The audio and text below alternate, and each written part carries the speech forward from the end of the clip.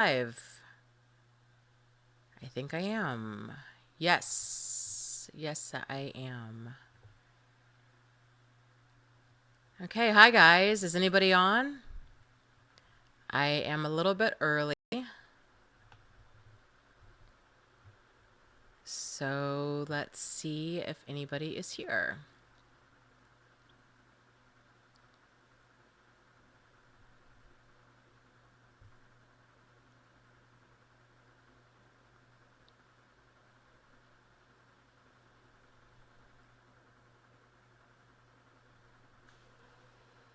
It's still showing the old chat from the old session. So, oh, there we go.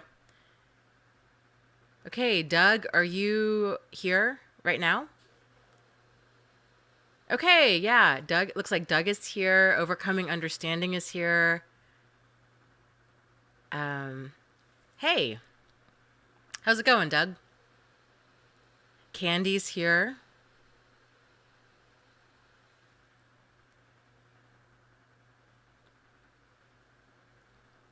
Okay, yeah, people are trickling in. Henry's here. Overcoming Understanding says, I don't know how long I'll last. I am so tired. Um, Alicia or Alicia, I'm not sure how you pronounce your name, is here. Hello.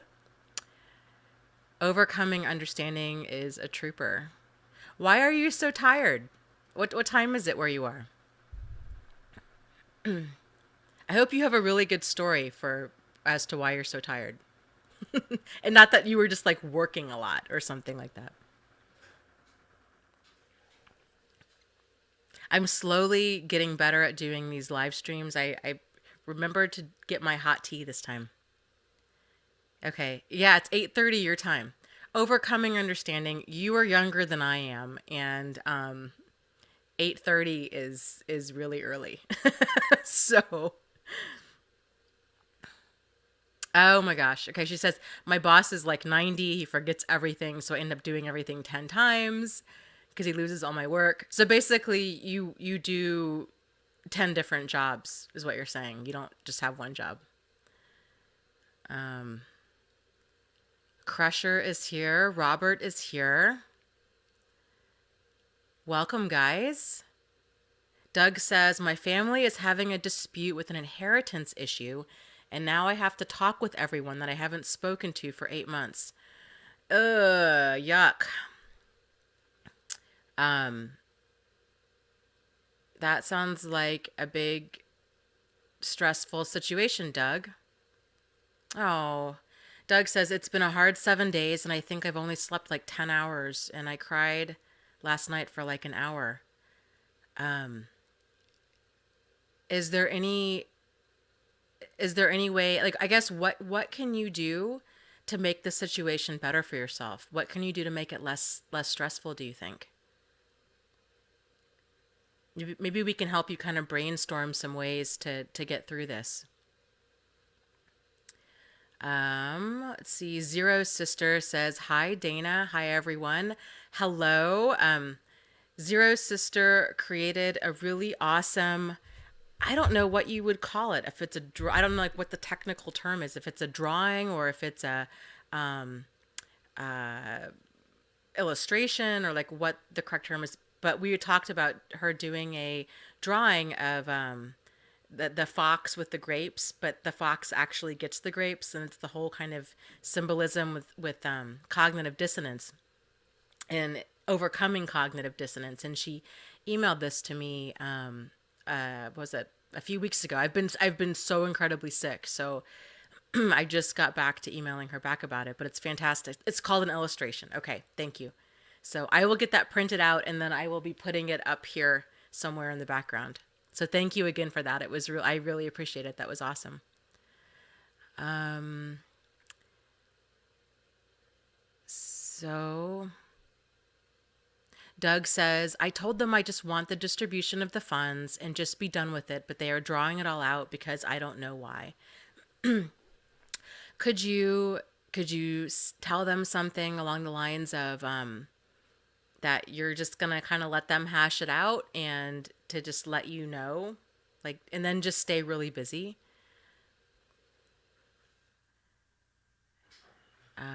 Overcoming understanding says families are complicated. Yes, yes, they really are, and difficult. Sort of like Eckhart Tolle talks about how he's like, people think they're so enlightened and that they've got so many things figured out. And he's like, if you really want to see how together you are, go spend time with your family. And it's so true because I think everybody is so easily triggered by their family, no matter how healthy or balanced they are. They're just a trigger. And especially if there's a lot of toxic people in your family. So Shay says, I'm sorry you were sick. Toxic relationship says, you are so dedicated, Dana. Thank you. You rock. Well, thank you guys for showing up. I know that this live stream is a big deal for a lot of people, and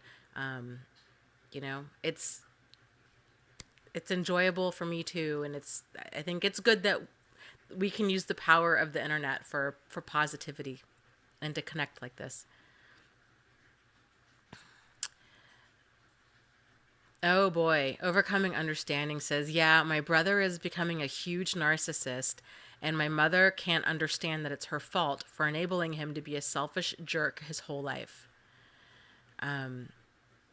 Yeah, that's really, really tough when you see somebody that's being enabled to like that extent. And you just kind of know, like, this is not going to change. Like, there's no insight with anybody involved. And, you just have to kind of distance yourself from it.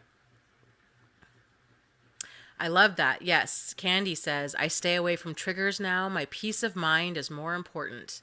I couldn't agree more. And I do much of the same. I kind of have to know my limits with spending time with certain people, and just, your safety and your sanity just is number one. It's so not worth like rehashing all of this in our minds for days or weeks or months on end.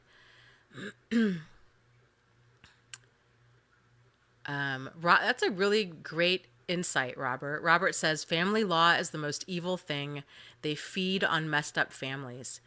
I really agree. I mean, I'm sure it's really easy for attorneys and family law to kind of drag these cases out, knowing that really, like, attorneys are the only ones that win. Really, when anybody goes to court, it's it's just ridiculous. Let's see. Okay, Shay says, I feel so horrible. I want to stay with my narcissist, and I know I shouldn't because I know he is one, but we have a child together, so I can't exactly leave him alone. That is a tough situation. So, and here's the thing, with abusive relationships on, on any level, whether or not the person's a narcissist or not, is I don't know if there's necessarily a right answer for it. It's a lot easier for sure for a person to get away from an unhealthy situation if there's no children involved. But if there is a child involved, yes, you're right. Like, you do have this tie with him for a while. So it's, but with that said, I don't want you to feel like there's no hope or anything, or for other people out there that are listening to think that there's no hope if you do have a child with a narcissist. There's different mediation sites out there through the court system. If you were to get divorced, where all communication goes through this neutral third party, you can do neutral drop off places. You can do there's different things that you can kind of brainstorm, and there's different support groups out there too for people that have divorced narcissists and kind of how they've handled it. So there's tons of support out there, so I guess just kind of know that. But with all that said, this is for sure an individual decision, and you know your situation best, and kind of what you would need to have happen to make this kind of ideally the best situation for the child, and then the best situation for you as well. So Alicia says, do you think narcissism for a man usually comes from his mother? That's, it's an interesting question you ask. I don't know if there have been any real studies on that. My guess is, now that I'm saying it out loud, even if there were studies on it, Narcissism, by and large, tends to be more readily and historically diagnosed in men. So I, I highly doubt that there's been a lot of studies with a female narcissist or a female abusive partner in general. So there's just kind of like this social stigma that women can't be abusive.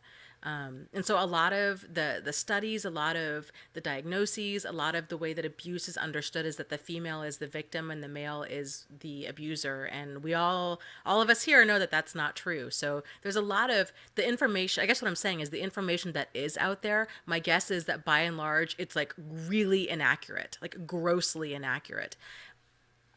I think just from my experience from talking to as many different people that I talk to on a regular basis and with the support groups, it seems to me that it really doesn't matter which parent is the narcissist because there's usually that dynamic if you have one parent that's a narcissist and one that's more on the codependent side of the spectrum.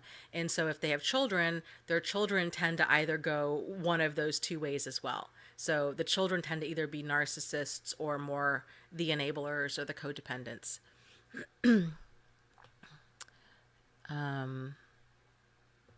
Henry says, "My father's a narcissist. My mother enables him." So, yeah, I think that's it. It tends to go that way because people that don't enable narcissists leave. So, overcoming understanding says, "My ex-boyfriend is a narcissist, and I enabled him." And yeah, that's how it goes. And I think a lot of us, even if we didn't necessarily grow up with such an extreme example. So for example, in my own life, I had gone through a bunch of therapy and I the discussion of like codependency had come up, and my mother was really big into going to CODA meetings, which is the Codependent Anonymous meetings when I was a teenager, and my mother had a very messed up childhood. My childhood was by no stretch ideal, but because there was no outright abuse, I didn't identify it as that problematic of a childhood. And so I didn't understand how I kept finding myself, dating narcissists and befriending narcissists. And it didn't click for me. Like, I didn't have all of this like addiction or, chaos or outright problematic stuff in my family. What I went through was a lot more subtle. And so, what's interesting with that is the messages that we get as a child can either be real, like a person can really go through a highly problematic childhood, or it's their perception of kind of what they went through. And this kind of goes back to the whole empty buckets video that I did, about, if you grow up feeling a certain way, whether or not it's real or perceived, that's kind of that empty bucket that we're carrying later on in life. And so for me, I grew up feeling very ignored and very unloved. And so I sought out people that made me feel very important and very loved. And so that became those were my vulnerabilities. And so I sought out I got really tangled up with problematic people because they saw those vulnerabilities, I'm sure from a mile away. And I just really fell for that love bombing. I ate it up because I was starved out in that area. So, let's see. Heather says, "I have finally gotten to the point of no contact. I had to change my phone number, all thanks to your info. Thank you." I am glad that you have gotten to the point of no contact, and I can imagine the whole changing your phone number. So I'm glad that my videos and these live streams and what have you were able to give you that clarity and that validation that you were looking for. Because I think we all know how crazy making it is when we keep wondering, like, is it them? Is it us? Is this really problematic? Can they change? Will they change? You're just kind of like lost in that fog. It's really nice to even though we wouldn't wish this on anybody else, it's kind of nice to know that we're not alone and getting that validation from other people of, yeah, this is abusive behavior or this is problematic behavior. So I wish you all the best with this point forward with no contact. If you haven't already familiarized yourself with the terms hoovering or flying monkeys, you know, I would encourage you to do so. I've done some videos on that. We can talk about that too if you're not familiar with that. Kinga's here. Hello, Kinga. Greetings from Poland, she says. Be Real says, Robert, you should check out Marriage Corp. It's a documentary on Netflix. It's excellent. That I'm gonna write that down. That sounds absolutely fascinating for me as well. Marriage Corp, like corporation, and it's on Netflix. I'm sorry if I keep clearing my throat. I'm still getting over this cold.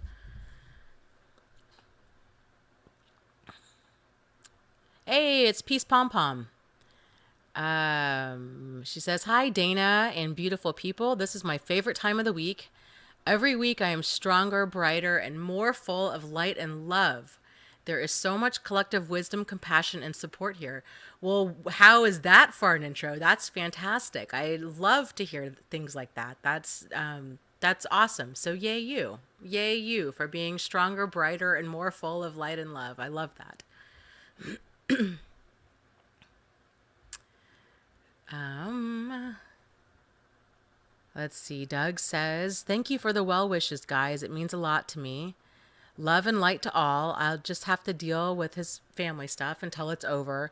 I just hope it doesn't take months. I hope it doesn't take months as well. And Doug, I would encourage you to try to just use this experience for your benefit as much as humanly possible, and just tell yourself, like, okay, this is a really great time, or a really great situation that I can practice my coping skills, that I can practice meditation, that I can practice taking time out every day to just kind of get centered and, take time to just enjoy life.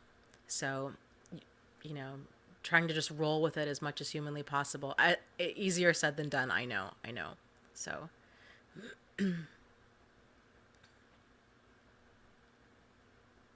let's see. Overcoming Understanding says narcissistic men are mad at their mothers.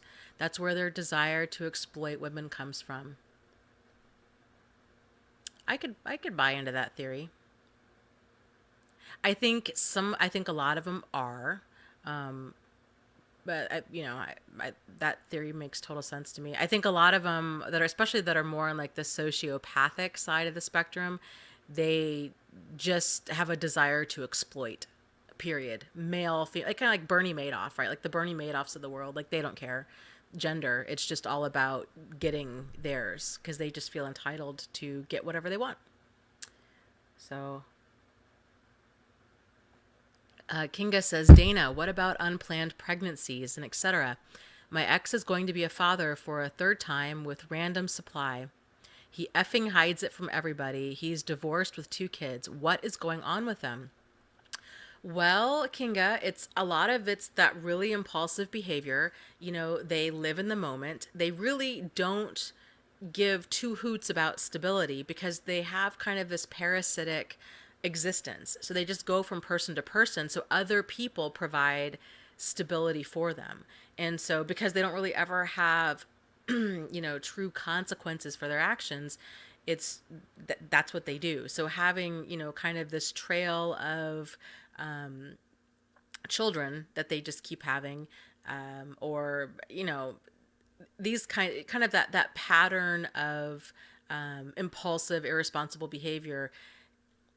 That kind of it comes out in many many different ways. So bad credit, poor financial management, they can't hold a job, they have lots of kids by lots of different people, they get married within 2 weeks of knowing somebody. These kinds of things. It's just there's no they're very immature. Their emotions too are very shallow, and that's a big part of it. So because they live in the moment. So it's sort of like, sure, yeah, I'll have, sex with strangers off Craigslist. Like, why not? And, oh, sure, I'll just, go gambling. Or they don't think ahead ever. So Not uncommon behavior for them at all. Some of them do think ahead, and those are more of the, I would say, like this, almost more like the malignant narcissists.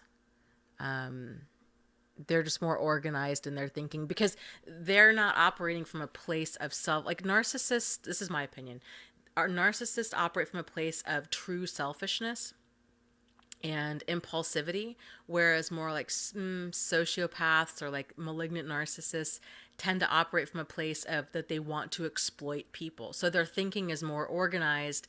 They tend to think a little bit further ahead, whereas narcissists, it's just they don't. That's been my experience. I'll be curious to see what everybody else has to say. Okay, so lots of questions here. Robert says, so glad to be here. I've been watching past live streams in the archives. It's been very helpful. So awesome. Well, I'm glad. I'm glad that my live streams and videos in general have been helpful. It's really awesome to hear that. And it's amazing the power of the internet, that it's amazing that people from all over the world see these videos. So it's cool. Cliff says, hello, and thank you for being an advocate. I'd like to add that leaving your children with a narcissist is terrifying. I get to watch how the tearing down happens. Yes, Cliff, you are absolutely right. And I can imagine too, for a man, there's that added challenge of kind of like what we were saying earlier. It's, society really doesn't recognize women as being abusive. It's just kind of this social stereotype that women tend to be the victims and males tend to be the abusers. And so when men are finding themselves divorcing an abusive woman, they really don't have a lot of that validation or backing from the police, from the justice system, from the legal system, from friends and family. Especially if the woman is manipulative enough where she's spinning things like they all kind of tend to do, where she's spinning things and she's turning it to where she's the victim. So there's lots of different layers of re-victimization and crazy making that men go through that I don't think are as discussed as they really need to be. Okay, Crusher says, how would someone deal with a narcissist over the internet? I have one hell of a problem. There's so much dismissal of real people's emotions over the internet that if I try and reach out to the authorities, I'm afraid I'd be ignored. Well, I guess I'm not quite sure what you mean. So, like, is this a person that you know, like in real life, or do you just know them over the internet? So I guess I kind of need some more clarification on what's going on there. Pulas, oh hi Pula. Pula says, I think that there are far more women that are narcissists, at least 45 to 50%. Social media is bringing them out of the woodwork. So, um, yeah, I think that society in general is definitely becoming more like narcissistic and more self-centered. Women, and I think with social media, it is becoming more and more kind of out in the open. You can, but I don't know. It's weird. I don't spend that much time on social media in general. And even when I do, I tend to just kind of have like my certain, 5 sites or whatever that I go to. So I don't think I see as much of it as a lot of people do. I don't have a TV, so I don't watch TV. I'm not really a big movie watcher either. But yeah, it's disturbing. And there are a lot of women that are narcissists and, highly abusive and problematic. Randy, hi, Randy. Randy Andretti is here. And Randy says, let me get some tea and then I'm going to read Randy's comment. Randy says, just think about all of the pre-baby boomer women who stayed with their narcissist because no one got divorced in those days. There was zero support for them. Yes, so this is what my grandmother went through. She was married to a narcissist, and My grandfather, the narcissist, was also a minister. And so my grandmother was, they married fairly young, like they did back then, and she just really didn't see him coming, and I don't think a lot of other people did either. So he was incredibly charming. He was really likable, and just put their family through hell. He cheated on her like right and left. There was allegations of, child molestation and that he'd gotten a 15-year-old pregnant. They were run out of multiple towns for his, philandering, and he drove his family into poverty. Neighbors would leave groceries on their doorstep. My grandmother tried leaving him once, and of course he always spun this back on her, right? Like it was always her fault. Like if she, she cooked more, or you know just what people say, right? Like, well, if you lost weight, or if you gained weight, or if you cooked more, or if you cooked less, or if you, it's always somebody else's fault as to why they have this bad behavior. Well, she tried to leave him, but back in those days, if you were going through a divorce, they would put it in the paper. And of course, everybody around town, it was real scandalous to get a divorce back in the 60s or the 50s. And so he made her recant her statement. And so she did. And by the time she finally left him, I think it was the late 60s. So it was still pretty uncommon that people got divorced. And she back then, if you weren't married, you as a woman, you didn't have any credit. She had no job. She'd been a stay-at-home mom, so she had no job, she had no money, she had no credit. And she really, really, really had to, and he left her with nothing.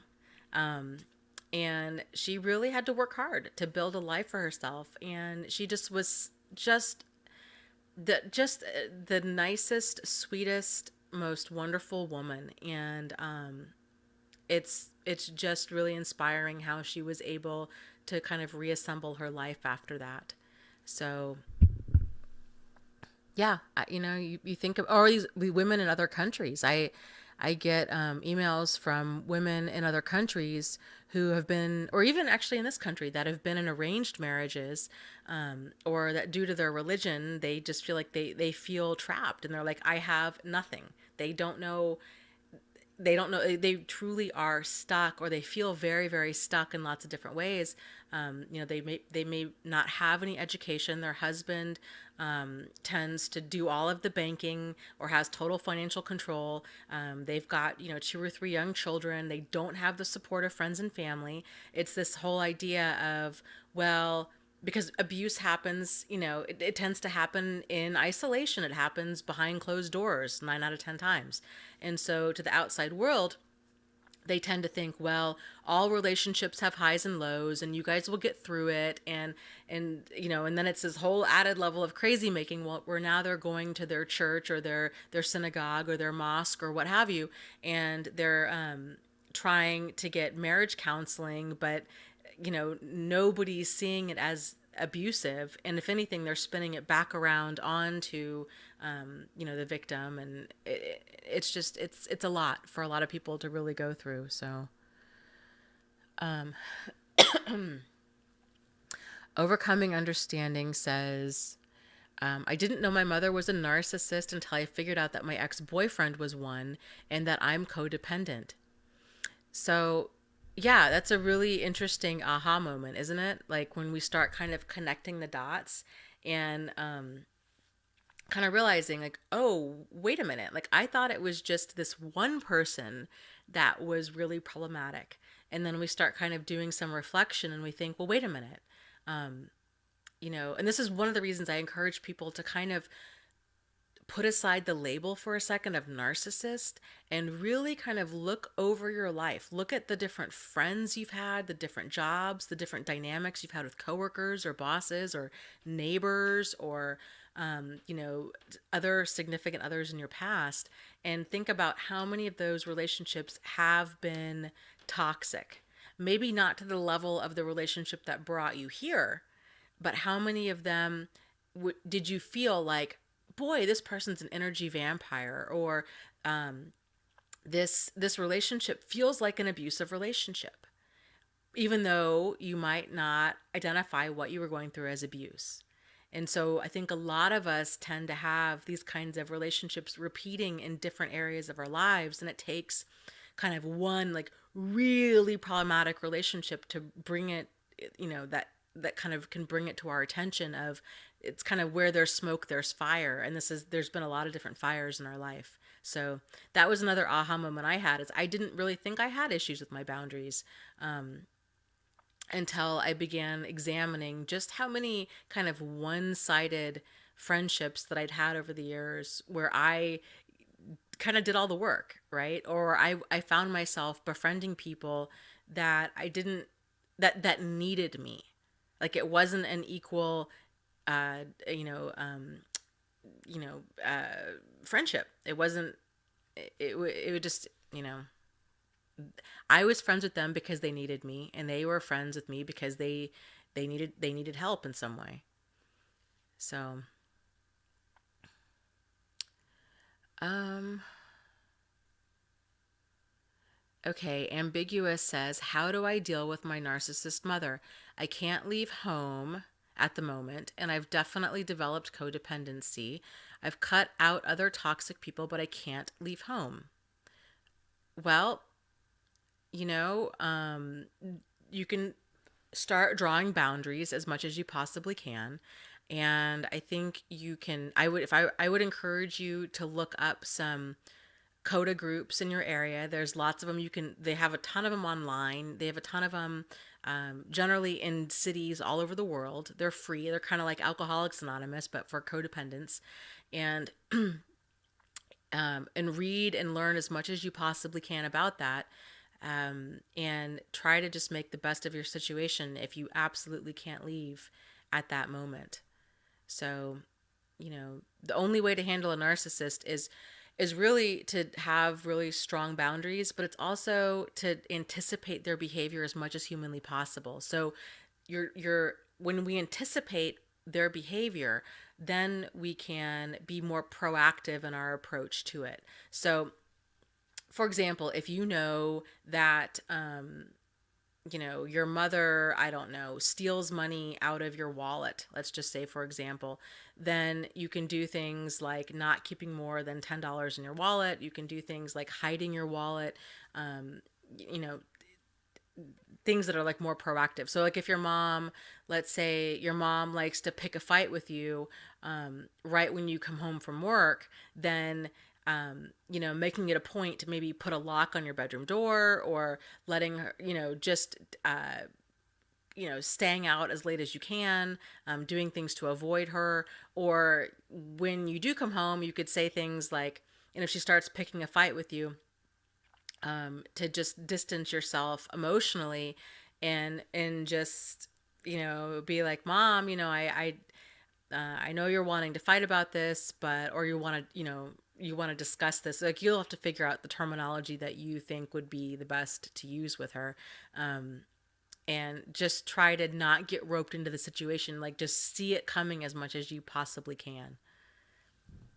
But it's not easy. It'll definitely try your patience. So, just doing what you need to do to stay as sane as you possibly can if you're stuck there. So, meditation, taking time to read, taking time for like a long shower or a hot bath or getting a massage, these kinds of things. Melissa says, "I met my husband in college.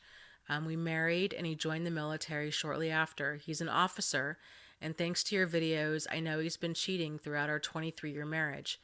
His mother is a narcissist too." So, yeah, well, I'm glad that you were able to get the clarity that you needed.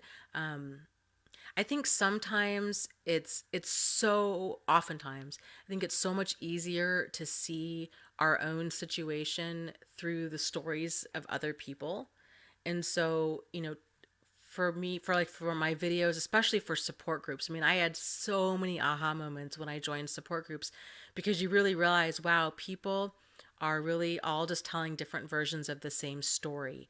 And so it kind of, because you're seeing, it's so much easier to see problematic behavior in other people, right? Or in their situation. It really helps to cut through that cognitive dissonance and see what's going on in our own life. So I'm glad that you were able to get that clarity and that validation of kind of what you're experiencing is problematic.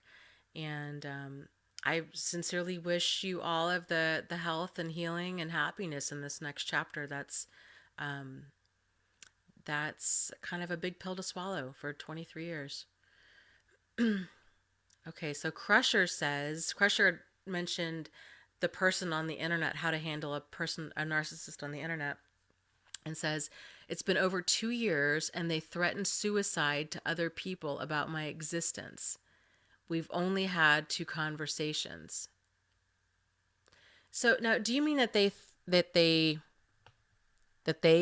that they are going to commit suicide, or what do you mean that they threaten suicide to other people about your existence? Because if they're threatening suicide about your existence, that's not threatening suicide, that's like threatening murder, right? Um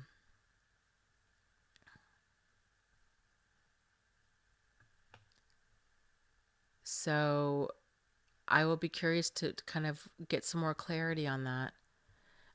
If they are threatening suicide, then I would say, call 911. That's all any of us can do if a person, um, does threaten suicide. Not just the narcissist, but like anybody in general, like that's the only thing that any of us can do. It's they need to get help, and that's the best way to get them help that they need. So, um, if they're telling other people that you're suicidal, then I would just say block them online and try to correct that understanding. If they're talking about you dying or saying like weird things that you're interpreting as like death threats, then you can definitely call the police. I mean, you have a paper trail because it's online. So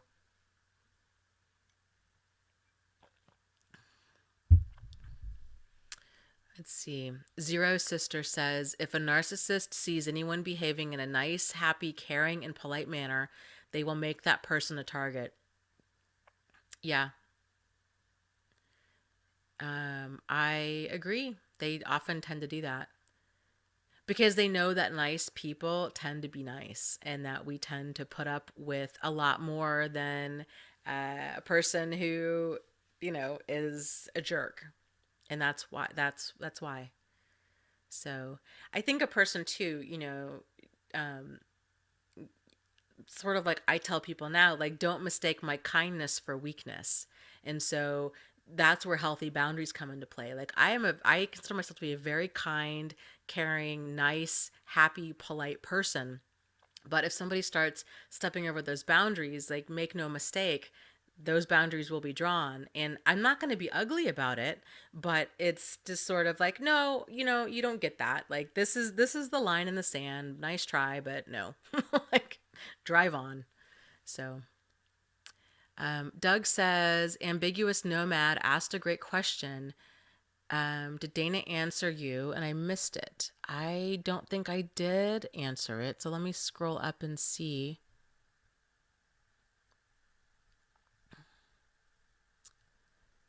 if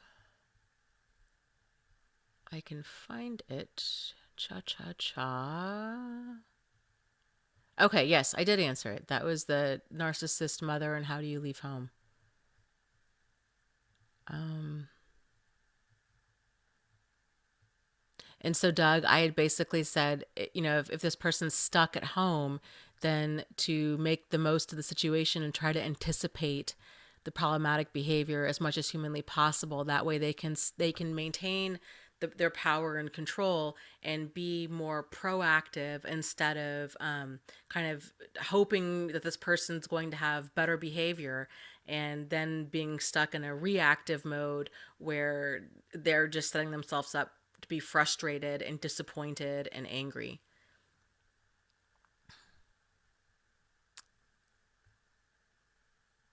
Suzanne says, I have a narcissist husband and two children. I'm trying to get them on track so I can leave. We are in a legal battle with his narc father. How do I handle this? Oh my goodness. That is a great question. And I guess I would kind of turn that question around and then ask you, what what do you need to have happen in order for you to make this experience as, I hate to use the word enjoyable, but bearable maybe is a much better word. How what would you need to have happen to make this situation as bearable as possible for you?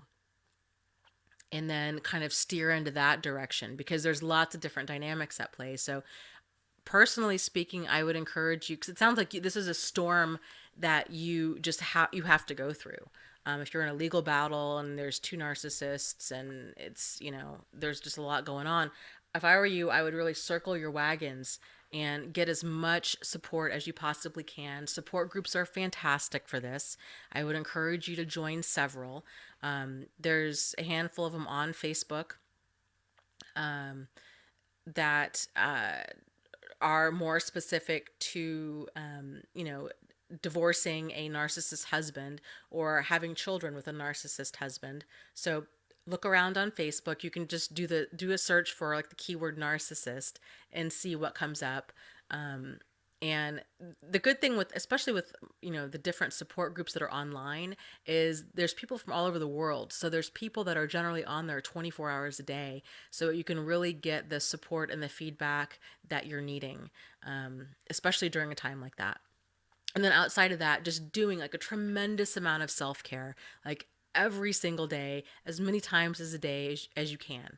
So, and kind of modeling that, role modeling that for your children as well, and maybe getting them kind of on track with what, how to handle stress. So kind of role modeling, okay guys, this is really stressful, this is a new change, this is a new situation.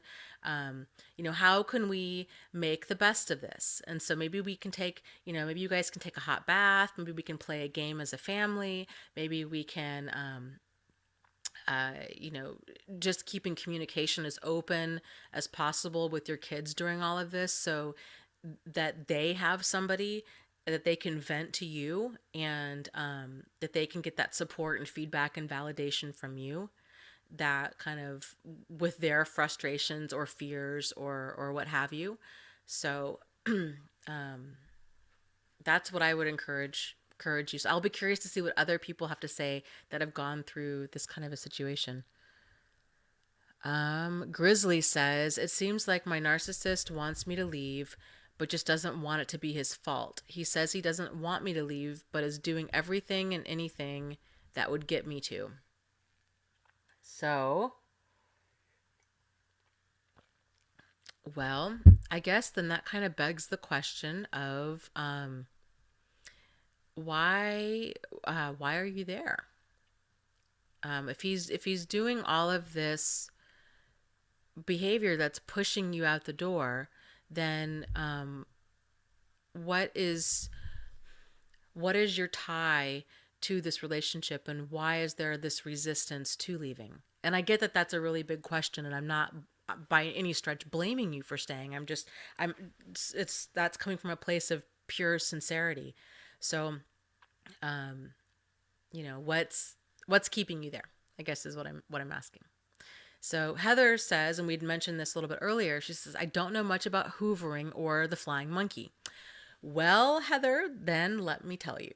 So, because I think those two terms are going to most likely come up for you in the near future here. So, hoovering, excuse me, is a term that is named after the Hoover vacuum, and it's where manipulative people kind of circle around to their previous sources of supply, which is what it's kind of slang for what we call, victims of narcissists. So because they don't target people, they target people for what the people can give them. So people are targeted for generally, shelter, money, transportation, sex, social status, public image, these kinds of things. And so when a narcissist hoovers, so it's named after the Hoover vacuum because it's where they try to reopen communication, and then they suck, like the vacuum, they suck the victim back into this relationship. And so it's a Hoover attempt is an attempt at reopening communication with the victim, especially after the victim's gone no contact. And their attempts at hoovering tend to be very,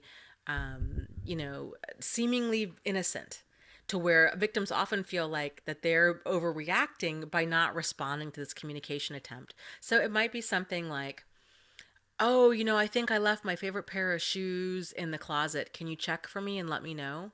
Or, I just wanted to tell the children good night, you know, or, you know what, it's Valentine's Day and I was just thinking about you. Like, I want you to know I will always love you. No, nobody else, I've never loved anybody else like this before in my life. So they tend to do these kinds of things. And then it progresses. So if the victim stays no contact throughout these different attempts at hoovering, their hoovering attempts tend to escalate, and it can go to where they're threatening suicide, where they're um, telling you that somebody that you both know has cancer or heart disease or is in the hospital, or that there's some sort of like really urgent major reason that they need to get back a hold of you, that they have money for you, that they have stuff of yours, that there's something. And so it's really easy for the victim to think, well, it's not that big of a deal, like I'll just text them back and let them know that they can drop the stuff off at the door. But highly manipulative people know that once you kind of crack that door open, that door of communication open, that they know that they can just shove it wide open. And a lot of these hoovering attempts, like everything else that a manipulative person does, their whole goal is to gain power and control over their victim, over the situation. And so it's really important that I think we all never lose sight of that. So, and for us not to project our good behavior and our intentions onto them. Because just like narcissists project all of their garbage and all of their bad behavior and stuff onto us, right? They start accusing us of lying or cheating or stealing or being a narcissist or all of these things. We tend to project all of our good behavior onto them, thinking, well, maybe this time they've, with enough rehab or therapy or church or love, or time, that they've changed, or that we give them all of our good qualities. So it's really really important that you see this person for exactly who he is and not who you hope he could be, I guess is what I'm saying. Okay, so that's hoovering, and it's important that you prepare yourself for it. A hoovering attempt, most often happens within that first month or so after the relationship ends, but it can happen years or even decades later. And so it's always really important that you keep your emotional guard up, because you just don't know when they're going to ever come back. And they do. It's crazy. I was telling the story, one of the live streams. My mother was engaged to a narcissist before she married my father. So my mother's in her 70s, so this was like 50 years ago. And this guy had chatted her up on Facebook recently. And she was telling me, she's like, it was so weird. Like, out of the blue, he's chatting me up, and like nothing had happened. And she had upped and left him when they were engaged, because he had flat out told her that he was just going to cheat and do what he was going to do. And I think he really thought that she would marry him and gloss over that he'd said that. And she didn't. So 50 years later, he came back and was bugging her, and she finally blocked him and, didn't get tangled up in it. But it's easy for people to do because they know exactly what to say, and they really do a great job with that whole future faking, which is a term where they basically they fake that they are willing and able to give the victim their ideal future. So if you've always wanted to have get married to them or have children or raise chickens or what have you, then they start talking about this grand, or grandiose, I should say, grandiose life that we would have with them. And so a lot of victims get sucked back into that fantasy, but that's exactly what it is. It's fantasy, it's not reality. So flying monkeys is a term that refers to, it comes from the Wizard of Oz, where, the Wicked Witch of the West, right? Yeah, West, had those really creepy flying monkeys, like if you remember that in the movie, and that they went out and they did her bidding. And so narcissists, because they're so manipulative, do a really great job at spinning what happened and making themselves the victim of other people. And so they tell all kinds of lies and manipulation. Really, what they're doing a lot of the time is they're projecting all of everything that they've done onto their victim. And of course, everything that they've done is really terrible. So now, friends and family, or coworkers, or other people, church members, what have you, think that the victim is the problem. And so now they start giving the real victim the stink eye, and then they start kind of heckling or harassing them, thinking, believing the narcissist, when the narcissist is telling them everything that bad that the victim has done. But of course, really, the victim hasn't done all these things. So it can be very confusing if you're not aware of this, if people start all of a sudden heckling you and accusing you or spreading gossip or lies about you. That's what's going on. And so, it's, I think it's hard to kind of stop that stuff once that ball is in motion. But I think, like I'd mentioned earlier, we can anticipate, so kind of what your ex is capable of, and then trying to anticipate and then kind of beat him to the punch as much as possible. So letting other friends and family know, that you just don't kind of know what he's going to say about you, that you're concerned, and that you hope that they would keep an open mind and not just believe everything that this person's saying. So, oh gosh, lots of questions have been coming in. Let me scroll down here.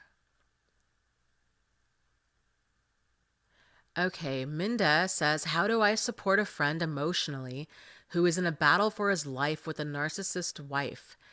It is a level of woe that I've never experienced. I just want to be a good friend.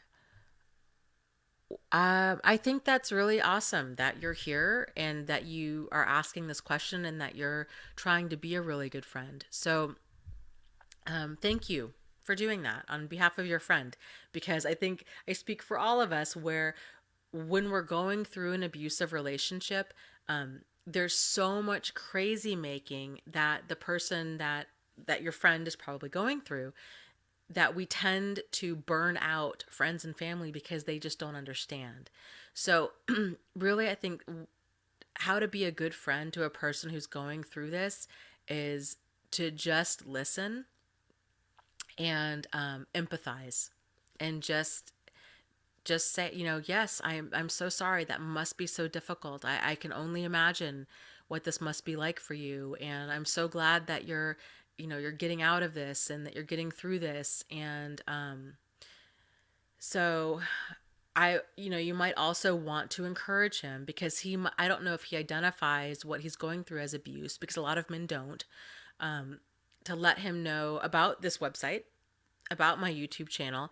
There's many different YouTube channels out there as well on narcissism, that are more geared to, I try to always talk about the male experience now, but there's a lot of channels out there that are by men that do talk more about the male experience.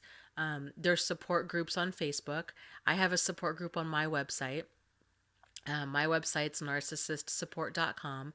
So maybe kind of giving him some of those resources and then getting him more connected in with this community, because I think that there is, I can imagine a real, it's really important for, I think, for anybody that's going through really anything in their life, to be validated, but for men to hear from other men that, what they really are going through is abusive, and that it's not their fault, and that, this isn't, it doesn't, I think men, and this is maybe just kind of a stereotype on my end, but I think a lot of men do struggle with this, where it's see, when men are abused, it's seen by a lot of other men that aren't being abused as kind of challenging to their masculinity, or sort of like, well, why can't you get control on your wife, or why your wife,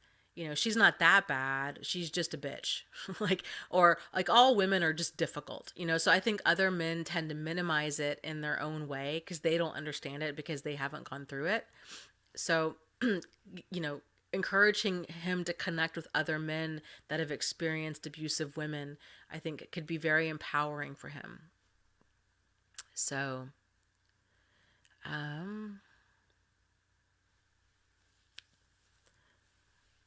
let's see. Pula says, my recent narcissist has not contacted me yet, so I still wonder about her if she was truly a narcissist. Is it always like that? Well, a narcissist, again, is she or he a narcissist? I'm sorry, is she a narcissist? Possibly, but we don't need to necessarily. A person doesn't need to have full blown narcissistic personality disorder in order to be toxic. And any level and any type of toxic behavior in your life is poison.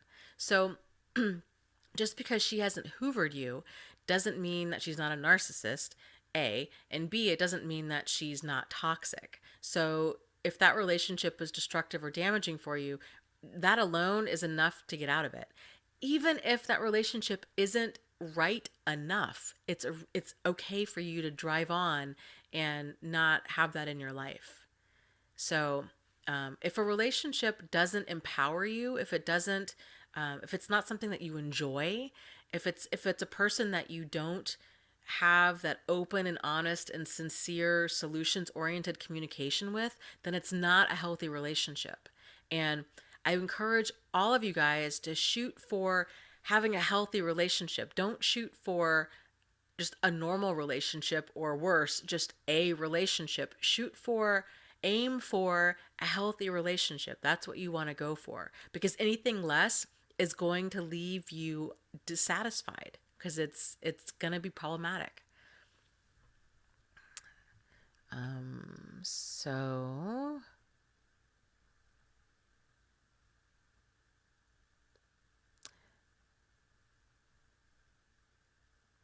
let's see. Brandon says, my wife is narcissistic.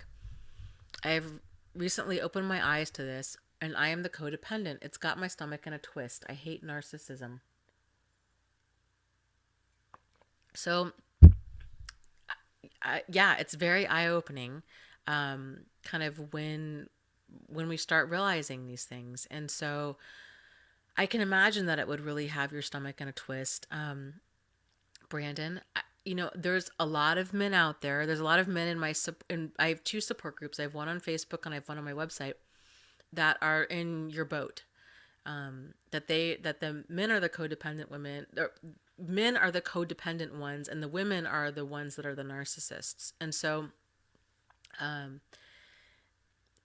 it's the good news with codependency is, I think, kind of, once we are, it's like anything else in life. Like, once we bring awareness to it, then we have the power to then accept it, and then we have a power to start working on it. And once we know better, then we can do better, right? So, the thing with codependency is it's a lot of having to deal with boundaries and healthy boundaries, and treating yourself with value, and deciding that you're no longer going to settle for crumbs in your life from other people, or kind of in general. So just really making that stand that you matter, and your happiness matters, and kind of then moving in that direction. So I'd mentioned before about the CODA meetings and codependency groups. There's lots of codependency groups online and in person. I highly recommend them, and going from there. So let's see. Let me scroll down here a little bit. Be Real says, I agree with what you just said. My ex husband uses anyone, male, female, my children, his nieces. It doesn't matter. We're talking about sources of supply. So, yes, they do. And so they'll often use their children.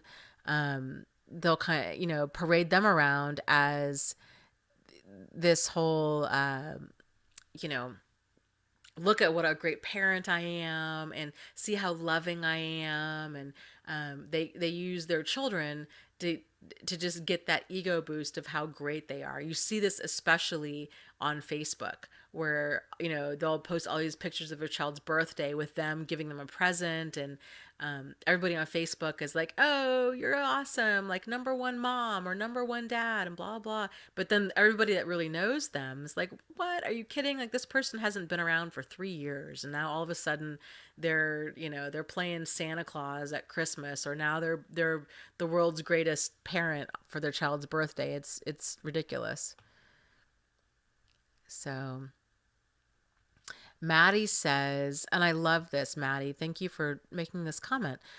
She says, Minda, the most important thing my best friend did for me was just to be my cheerleader. Remind your friend that he is strong and deserving of love and respect. Great answer. I love that.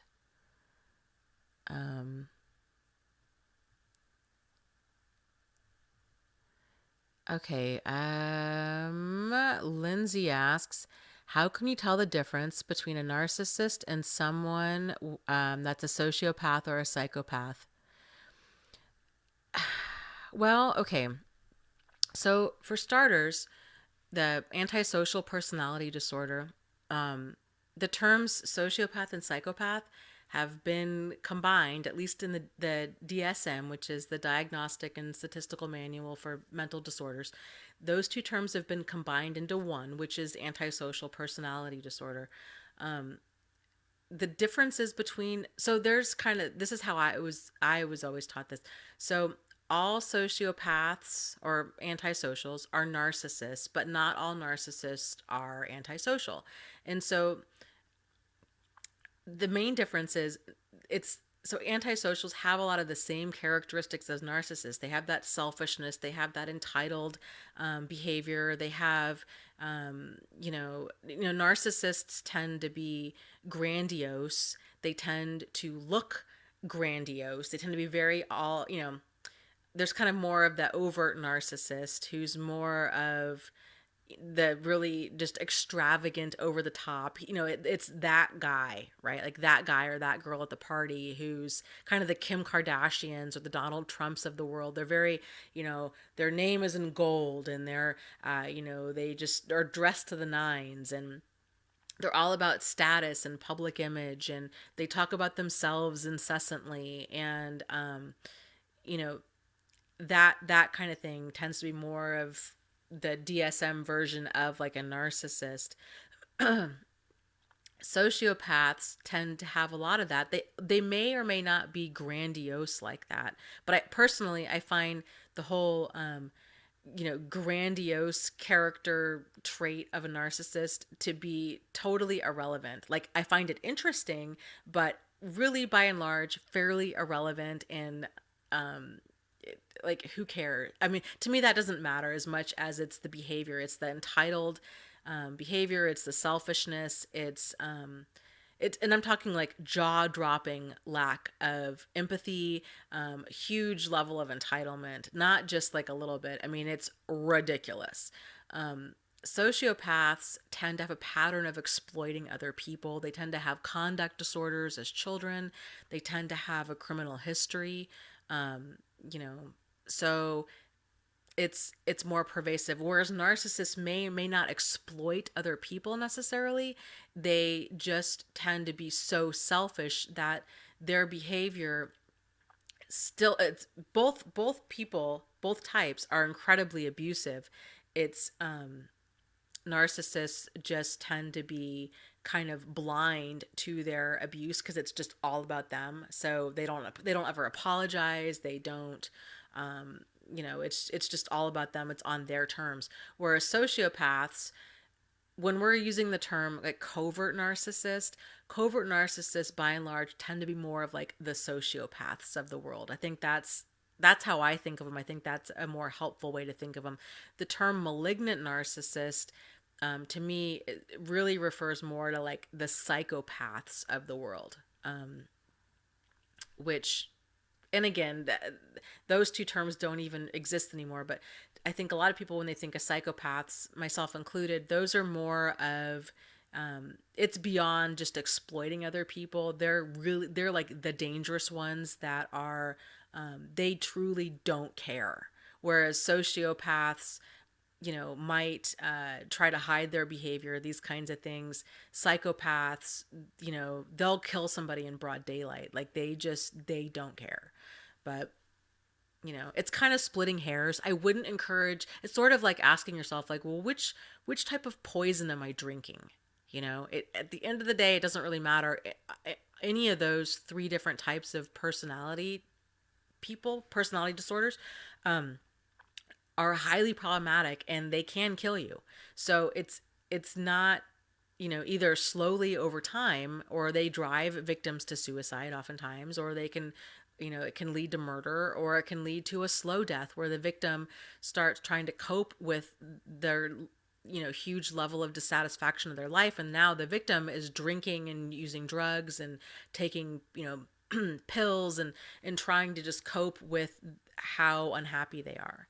So any of those will cause tons of problems in your life, and I would encourage people to not, necessarily try to split hairs, because you can ask a dozen different mental health professionals and get like a dozen different answers.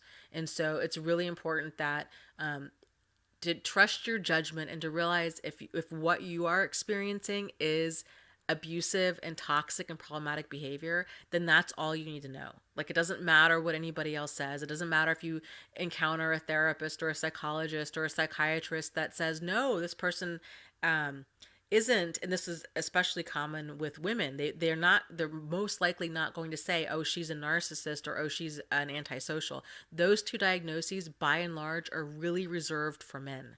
And most females tend to get diagnosed as borderline personality disorder. And so I think a lot, if that's the case, then a lot of men tend to hang in there thinking, well, she's borderline personality disorder. And so, they're not told that her behavior, they're not validated. They're not given that validation a lot of the time, that what they're experiencing is abusive and that she may or may not change. So a lot of the female victims that I've come across, myself and my other people in my family, when we were told, yes, this person's a narcissist, they will not change, this is what you're in for, that made it really crystal clear of, oh, okay, this is abusive. I didn't realize this was abusive. I didn't realize that narcissists existed. And then it made it a lot easier for them to get out of there, because then they weren't, we weren't holding on to hope that this person could change. So I hope that that kind of answers your question. Let's see. Okay, so the movie on Netflix is not called Marriage Corp. It's called Divorce Corp. CORP. So Divorce CORP. Okay, I will check that out. That sounds interesting. This is kind of random, but there's another really interesting documentary on Netflix that I saw, and this is years ago, but it's called The Business of Being Born, and it's all about the birth industry in the United States and how it's, so different from other countries. And I don't know, it's just kind of talks about the behind the scenes of it, and you start really realizing how really dysfunctional, this country is when it comes to money, is really what it boils down to. How greedy this country can be. So Robert says, does anyone else's narc do the fake empathy act? Yes. I think a lot of them do that. So,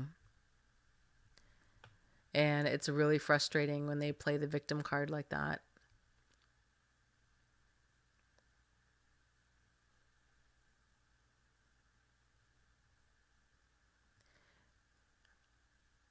Jessica says, has anyone else found that their narcissist totally switched interest with their new supply? Yes, that's the craziest thing to see, isn't it? So, I have seen this. I dated a guy. I went out on a couple dates with a guy, and I had my spidey sense was going off big time with him. And what kind of did it for me is I was looking on his Facebook page, and all of his pictures, like he was a different guy with whoever he was had been dating at the time. I mean, drastically different person. It was just very unsettling. And yeah, but a lot of them will do that. It's just because they don't have any identity. They just wear these different masks of kind of who do you need me to be? Who do you need me to be in order to get what I want? Is basically what it is. So they do that. They can go from being, really, you know, Christian to all of a sudden now they're atheist, or now they're Jewish, or now before they were big meat and potatoes people and now they're vegetarian, or now all of a sudden they're into yoga. And they just change on a dime. And it's because their emotions are really shallow. There's no depth to them at all, like in any way, shape, or form.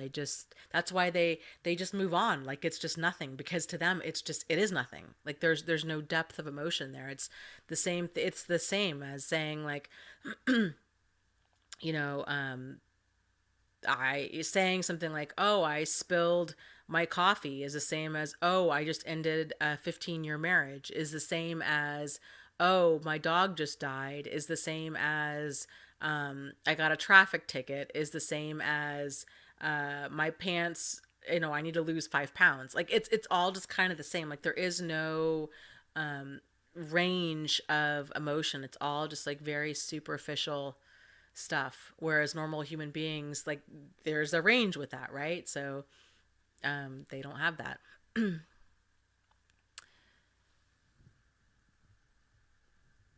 So Sean says, I have an issue right now with my wife. I've been unemployed since October. I have an opportunity about 5 hours away, but she won't let me take it because she doesn't want to move. Yeah, that's tough. That's a tough spot on many different levels. And is I guess then my question would be, is this a job that you really, really want, or is this just a job? Because it's a big, obviously it's a big deal to up and move. And I can understand and appreciate you wanting to get a job, because that's got to be incredibly stressful.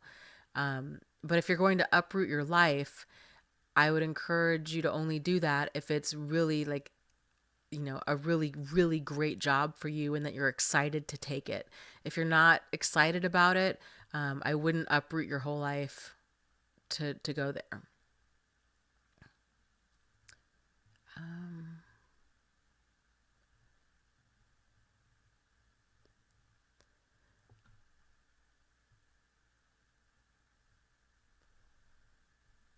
Sean says, he's in the same boat as Cliff. I have a hard time bringing myself to leave because of the kids. I think a lot of men feel that way. And I think a lot of men end up staying for that reason, because it's it's just incredibly stressful and incredibly hard. And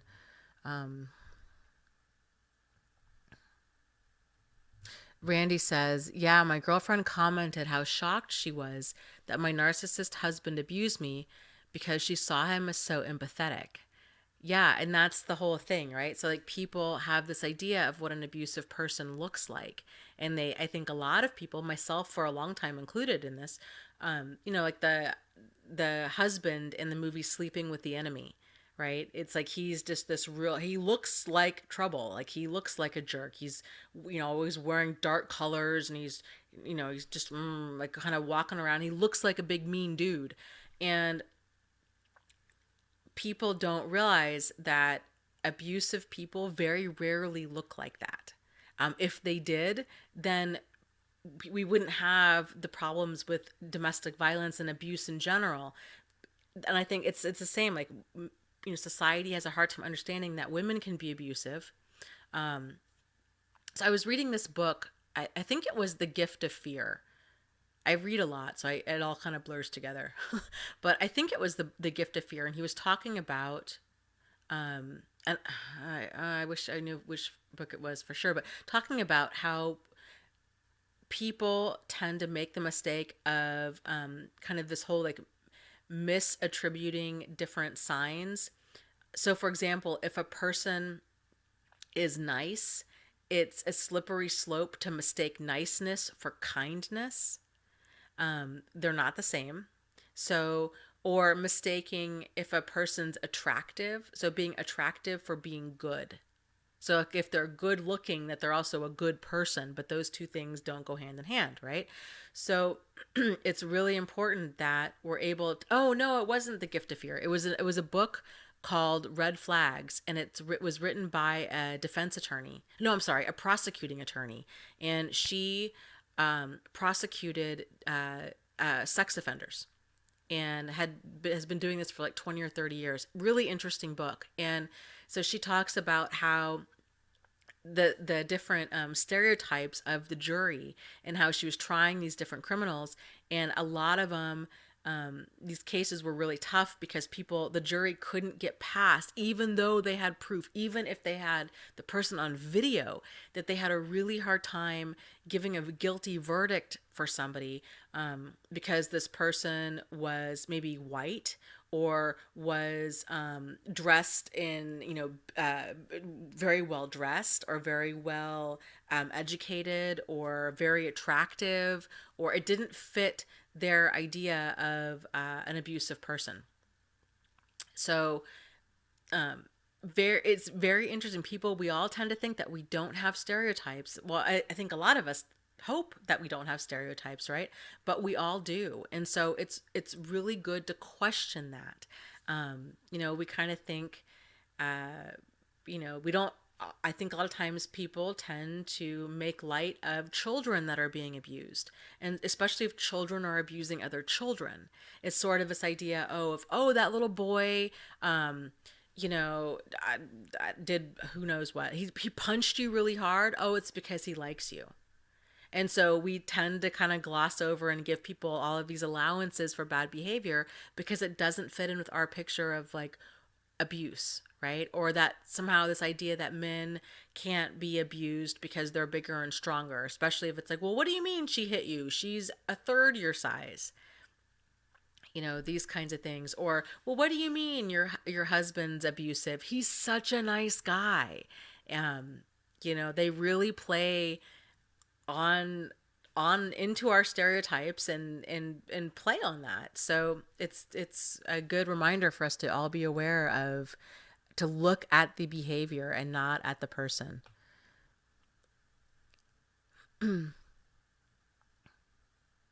Overcoming understanding, was talking about her channel, and she says she uses a fake name in case he ever finds my channel. That is really super smart. I did not do that, and I really wish I had. I'm not concerned about my exes finding my channel. I frankly don't care two hoots about it. I'm 26 hours away from them, and they're broke. So there's like no way that they're gonna come after, come hunt me down or anything. But it's it's a matter of time before they find out about it. And I'm kind of, it's sort of like one of those things, like I really, I don't lose sleep over it, but I'm sure that I probably will get an email one of these days. And yeah, so I've actually been toying around with the idea of changing my name just to kind of avoid any potential anything. Not to mention all of the other, I've had a handful of problematic people bothering me since I've used my real name. So Doug says Matthew Santoro, his vlogs. Okay, sorry, wait. Matthew Santoro vlogs my abuse story. It's a new video showing a man telling his abuse story. I found it helpful as a male. So good to know. And then Doug posted the link in there. I'm guessing it's to Matthew's vlogs.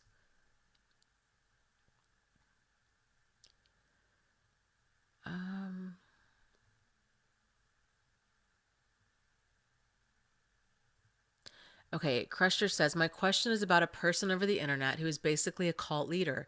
She targets minors and mentally ill people in the independent music community I'm in and manipulates them into giving her, I'm guessing, money. Um, well, yeah, that, and I'm sure that that happened, that kind of stuff happens a lot. If you have a paper trail of it, you can always give it to the police, but people, unfortunately, well, I don't know, unfortunately, fortunately, I'm not sure how I feel about it, but they have the right to give a person money if they want to. It's more of a concern if she's manipulating them, I think, to do, more criminal activity. But, all you can do is just, it's frustrating, I'm sure, because you can see through her. And I've been in a couple communities where there's been some of those kinds of people, and it's like it blows my mind that other people don't see it. But we all have our own level of cognitive dissonance that we struggle with, and that's why certain people can see things crystal clear, and we can't, or they can't, or what have you. So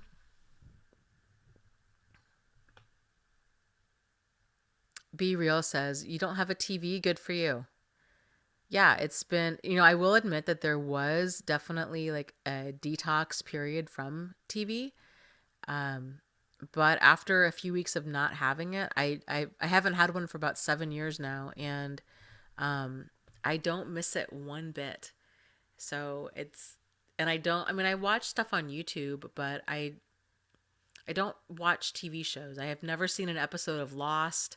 I've never seen an episode of House of Cards or Game of Thrones or any of that. And I'm sure that they're all fantastic shows. I read a lot. So um, that's what I do for fun.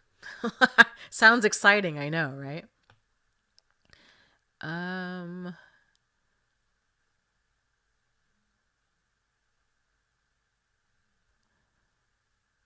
let's see.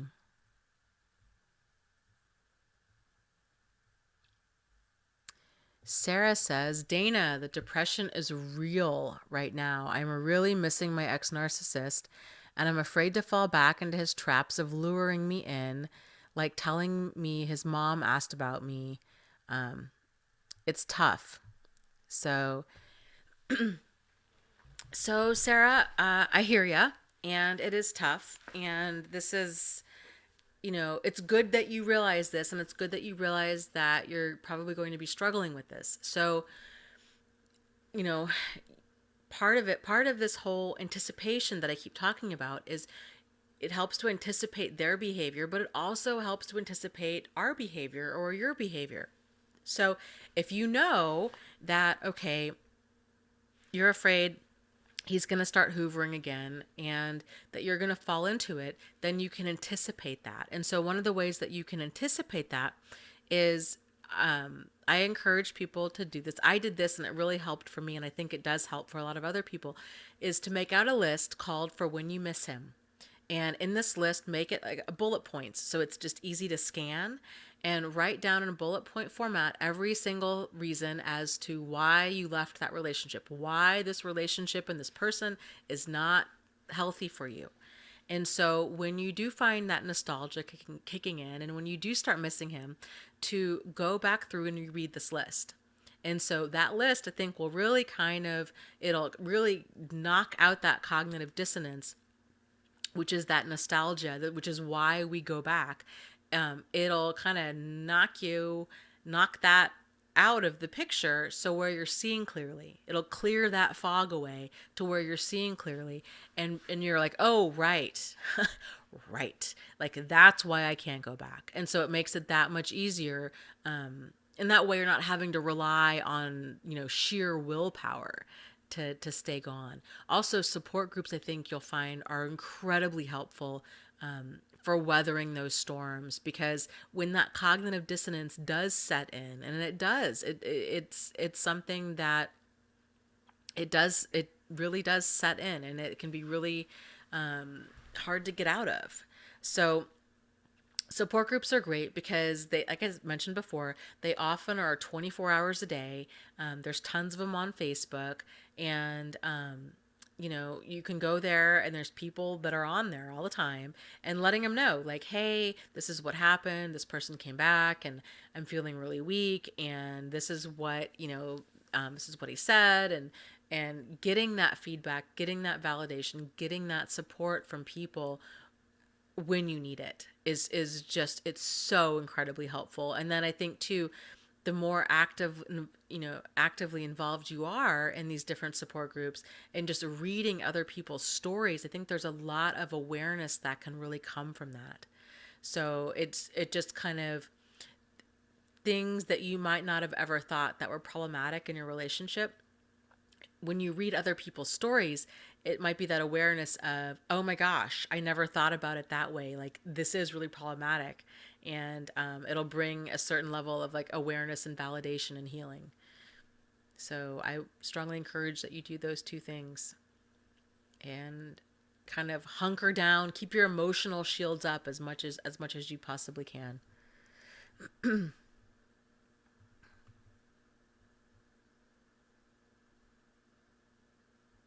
Okay, Yoko says, I just broke no contact to tell her I was on to her. Bad move. Um, yeah. Well, here's the thing though. Sometimes going no contact is, it can be a good thing because it reminds us of why we went no contact to begin with. And so, on average, when people leave an abusive relationship of any kind, it takes them 7 times to fully leave it for good. And it's because these people are very incredibly manipulative. They know how to suck us in. We tend to have made them our whole world, which is one of the reasons we have a really hard time with moving forward, because we kind of start looking around and it's like, oh my gosh, like we're not spending time with friends or with hobbies or with anything else. We just have made this person our whole life. And when we do that, when that person leaves, then there's this huge void in our life. And that emptiness is incredibly hard for a lot of people to deal with. And so it's the whole kind of, the universe hates a vacuum. So if you're trying to, the easiest way to quit something is to start something new. And so if you're quitting, quote unquote, quitting this relationship, it helps to plan ahead for this. Again, anticipate, try to fill that void before or as soon as you realize that there is a void, and filling it in healthy ways. I'm not talking about going out and dating again. I'm talking about, going to meet, that was website I love, meetup.com. It's free. You can go out and find like-minded people, do activities that you enjoy, spend time with friends, spend time with family, volunteer, kind of do whatever you need to do to fill up that void. The more active you become, especially doing things that you really enjoy, the less you will miss that person. So just kind of know that. Um, okay, Doug says they want his social security number to pay some taxes, and I don't want to give it to them. I say no, they say why, and it's just going to be a mess. Well, Doug, if you know, my guess is that there's got to be some sort of attorney involved at some point in that pipeline. I would just give your social directly to that attorney because they personally don't need it. So you should be able to contact whoever the state is being settled with and you know do that. Overcoming understanding says the connection is bad. Is the video frozen for everyone or just me? I don't know. Be Real says no, the video isn't frozen. So overcoming, I think it's just you. I'm sorry to say. We had this issue last time. I don't know why that was going on.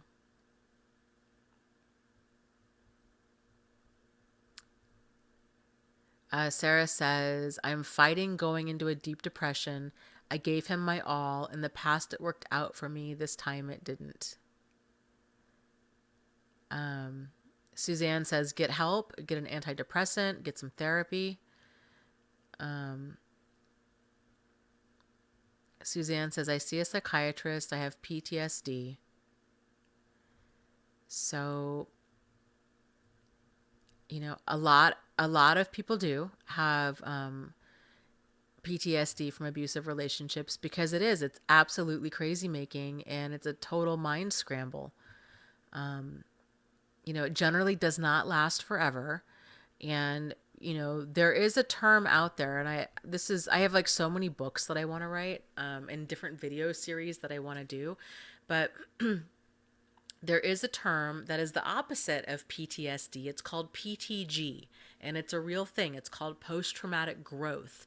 And so, if you've ever heard, like if you're into Eckhart Tolle, or if you ever heard of these people that have gone through some sort of really traumatic experience and then found like enlightenment, or found their calling in life, or had this amazing positive experience, they went from this kind of the depths of despair, the kind of this PTSD type stuff, to post-traumatic growth.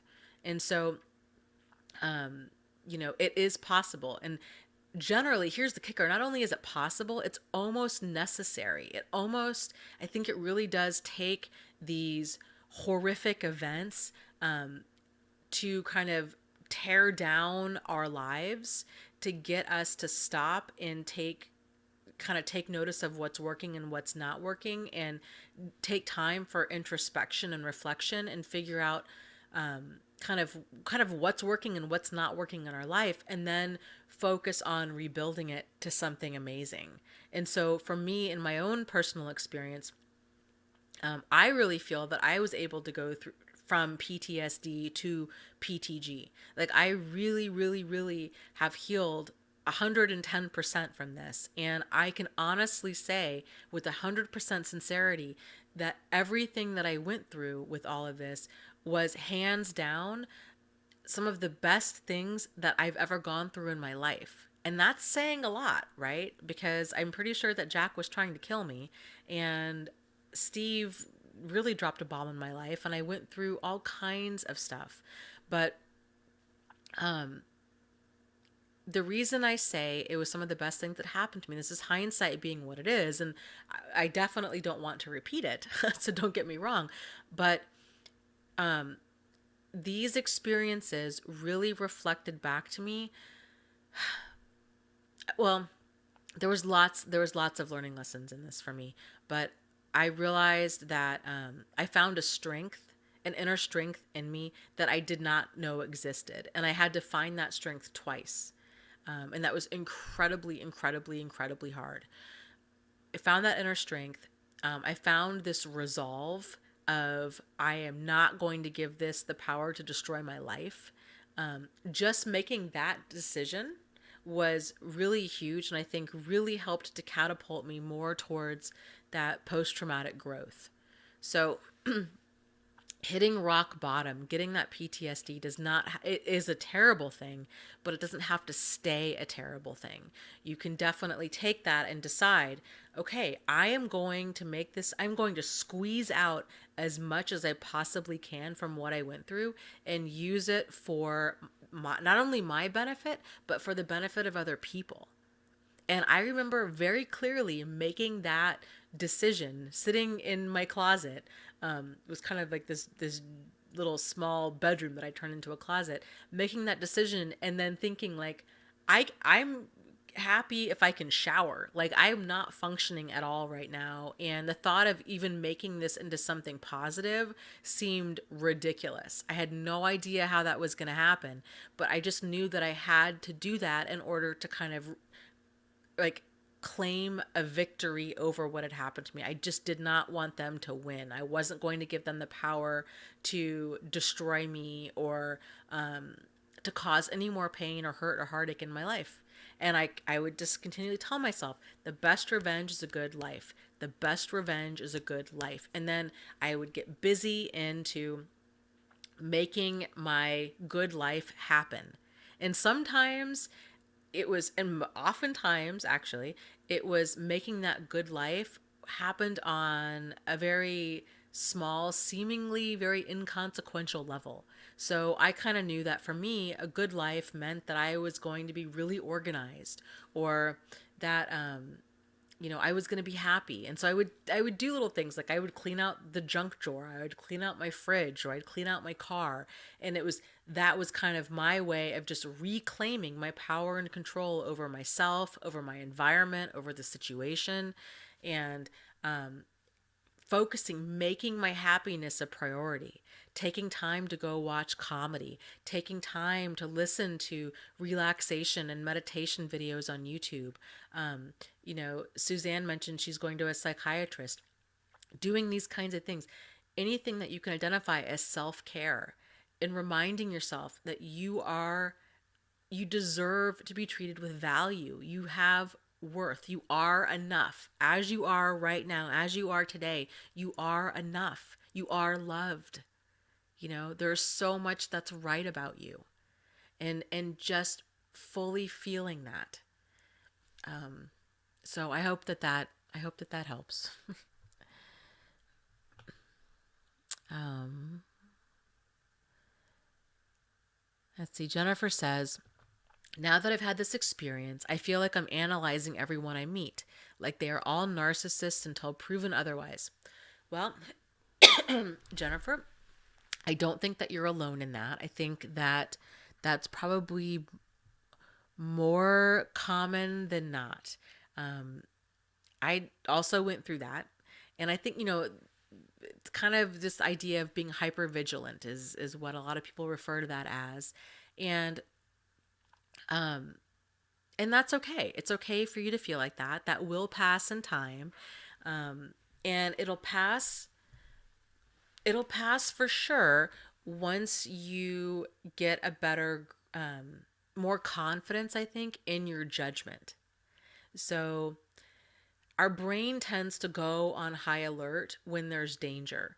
And I think one of the reasons that our brain stays in this state of high alert is because if we can't tell what caused the danger, then that's when we're like, oh no, oh no, is this person dangerous? Is this person dangerous? Is this person dangerous? Because we just can't tell.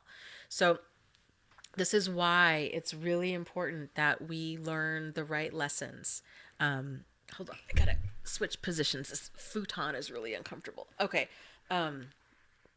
This is why it's really important to learn the right lessons when we go through these relationships. So it's really understandable that our brain is going to link up what was different about this situation. So if we've dated, let's say if this narcissist was a boyfriend, right, or a significant other, it's really common for people to link up in their mind that marriage equals pain, or that boyfriends equal pain, or that dating in general equals pain. This is not necessarily the case, right? It's problematic people equal pain.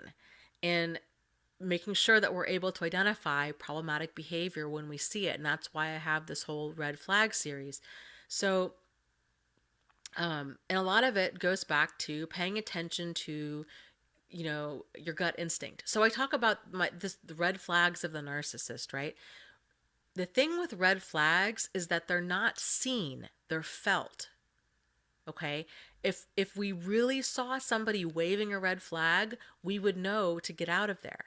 And I think that's another reason we tend to kind of stay stuck in these bad situations, is we all like to think that we can spot problematic people. That problematic people look like the husband in Sleeping with the Enemy, or that they look like Charles Manson, but very rarely do they actually look like that. And if they do look like that, most of us can see, hey, that person looks like trouble, and we steer clear of them. So it's important that we pay attention to how we feel, and not look for a red flag, but pay attention to how you feel. So if you're feeling those feelings of, that's kind of weird, followed by, is it him or her, or is it me? When you start doing that whole questioning thing, when you're starting to introspect and you're wondering, do I have the problem, or do they have the problem, or am I being hyper vigilant, or what am I? is what I'm experiencing, is this bad, or is this good, or is it me, or is it them? That's a sign of a problem, because odds are you don't feel that way around other people. And so it's good to think about, you know, have you wondered this about your best friend, right? Or do you wonder this about another person that you trust? Maybe like a brother, or a friend's husband, or somebody else. Like finding other people in your life that you trust and thinking to yourself, do they have this kind of behavior? Like do you find yourself wondering if it's them or if it's you when you're around them? Odds are you don't. And because you're not wondering this when you're around them, what's different is this person, this new person in your life. And so if you're really kind of bottom line is, if you're thinking that something's off, it's because something's off. And we're not taught to listen to our instincts, listen to our gut instincts, and or our intuition. And it's unfortunate, because that's really a big piece to this puzzle, is trusting your judgment enough to where if something feels like it's off, it's probably off. And to not have this attitude of scarcity where we think, well, okay, it might be kind of off, but I don't want to let go of this person. And so we cling to this relationship that's not healthy. We know deep down it's not healthy, but we're afraid to let it go because we're afraid that something better is not going to come along. So it's really helpful and important to kind of have this attitude of abundance where, and this goes back to, I still, meaning to do this updated version of my empty buckets video, but when the premise of the empty buckets video is that we all start out in this life with three buckets. Okay, the bucket of safety, the bucket of significance, and the bucket of stability. And so in the bucket of safety, you have kind of your basic physical needs, food, clothing, shelter, those kinds of things, medicine. Then in the bucket of significance, you have love, affection, attention, importance. And then in the bucket of stability, it's just the reassurance that the other two buckets are going to continue being filled. So if those buckets are low, and so a lot of us might have a childhood where for whatever reason we don't have one of those buckets or both of those buckets filled. So let's say, for example, if you moved around a lot as a child, or you were in and out of foster care, or kind of what have you, your bucket of stability might be really low. And so that might be kind of one of the reasons that you find yourself staying in relationships a lot longer than is healthy, because you value stability more so than anything else, because that bucket's low. So that makes you really vulnerable to staying in situations that no longer serve you.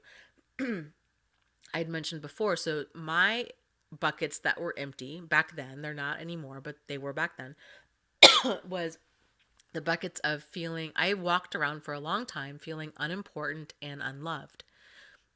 Because of this, I really, those I had been so starved out for so long that I settled for crumbs from men. And so and from friends. And so because I was starved out, I had this attitude of scarcity. So if somebody showed me love or attention, and made me feel important, I just clung to them. And this was not conscious. I did not realize I was doing this for a long, long time. So that was why I kept getting into these problematic friendships and problematic relationships. Now that I know that, I can make sure that those buckets are continually being filled, that I'm, spending time with people that treat me with love, and that doing things that make me feel that I have value and that I am important in these things, and filling up those buckets. So if those buckets are full, then I'm not starved out. So that when I'm not starved out, I'm not in the scramble to, to cling to somebody who's, trying to manipulate me, basically. So, it's kind of step one is fill your empty buckets. And then step two, because here's the thing, if the buckets aren't full, we will experience cognitive dissonance. And so cognitive dissonance is this, it's a mental distress that we feel when our thoughts and actions don't line up. And our actions are we generally do everything that we do in life in general serves a purpose, serves some sort of purpose. And I think you could really boil that down to there's really only two main purposes that everything we do in life serves, and it's to keep our physical self alive, and it's to keep our emotional self alive. And so we're always trying to get those two buckets filled, food, clothing, shelter, medicine, money, and the whole, love, affection, attention, significance, these kinds of things. Always trying to do that. If those buckets run low, that's when cognitive dissonance kicks in. It's almost like it's kind of this weird backup software that our brain starts running that keeps us from change. It keeps us from doing anything that might prevent us from further not getting those buckets filled, because warning lights are already going off inside of us saying, hey, this bucket, this fuel tank, really is what they are, is running really low. And so it's preventing us from leaving a situation that's filling that need, even though that situation's not good. And so we can tell if we're hitting cognitive dissonance. I think it's kind of helpful to look at cognitive dissonance as like a big fog or like a glass ceiling that's kind of pushing down on us. If we're using terms like yeah, but still, or if we're justifying or minimizing or deflecting or denying problematic behavior, we're hitting cognitive dissonance. And it's a really, really good sign to take a step back and to examine which buckets need to get filled here. So some people, I think, experience more cognitive dissonance than others in different areas. It tends to be more with, a lot of people, especially if they're dealing with narcissists, tend to have this problem more so in their like romantic life. So if this is you, if this is what you're experiencing, where you're dating problematic people, to before you start dating again, to make sure that these people that you have your empty buckets filled, that you know which buckets of yours are more empty, and then making sure you're getting them filled before you start kind of dating or trying to date again. And then I think there's some great questions you can ask yourself too, if you are kind of wondering, well, if am I experiencing cognitive dissonance, and is this relationship really problematic? Is to ask yourself, what advice would you give to, let's say, your younger sister or your younger brother if they were in your situation? So and the reason it helps to phrase it that way is it helps us to get that emotional distance out of the situation so we can see it more objectively. So, you know, and it's amazing that the clarity that can give, and just think to yourself like, well, what would I tell my little sister or my best friend if they were in this relationship? Because odds are you will have the answer that you need for you. So, I hope that helps with helping you to to kind of calm your fears about being on high alert with narcissists, and being able to identify problematic behavior, and really giving it time. So narcissists, they always come with red flags. It's just kind of whether or not we're able to see them. And again, this stuff is not taught, so it's not that it's our fault for not seeing them. There's a lot of different factors at play, but giving a person enough time to let their true colors really surface, because manipulative people move fast, and it's important for you to maintain power and control over yourself and over other situations at all times. At all times. Doesn't matter if the person is trustworthy or not, you still need to maintain your own power and control. So if the relationship or the friendship is moving at a speed faster than you're okay with, for you to slow things down and kind of, again, maintain power and control. So, again, I hope that that helps. That was kind of a long, a long explanation there, but I hope that that helps. Um, Cecilia's here. Hi, Cecilia. Sarah says, I've been wanting to journal, but I've been too depressed to actually do it.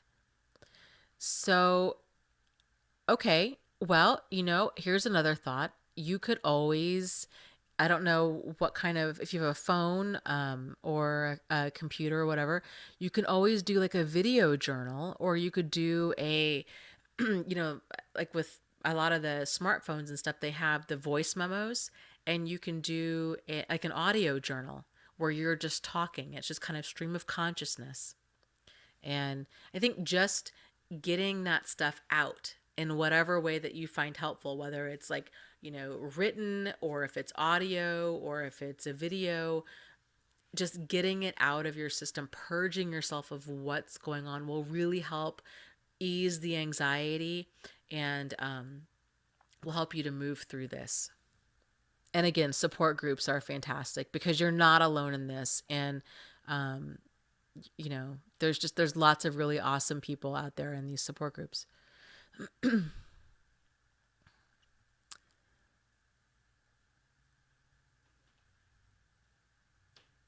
Cecilia says she's doing well, Doug. Doug asked her how she was doing. Things are improving slowly. So that's good.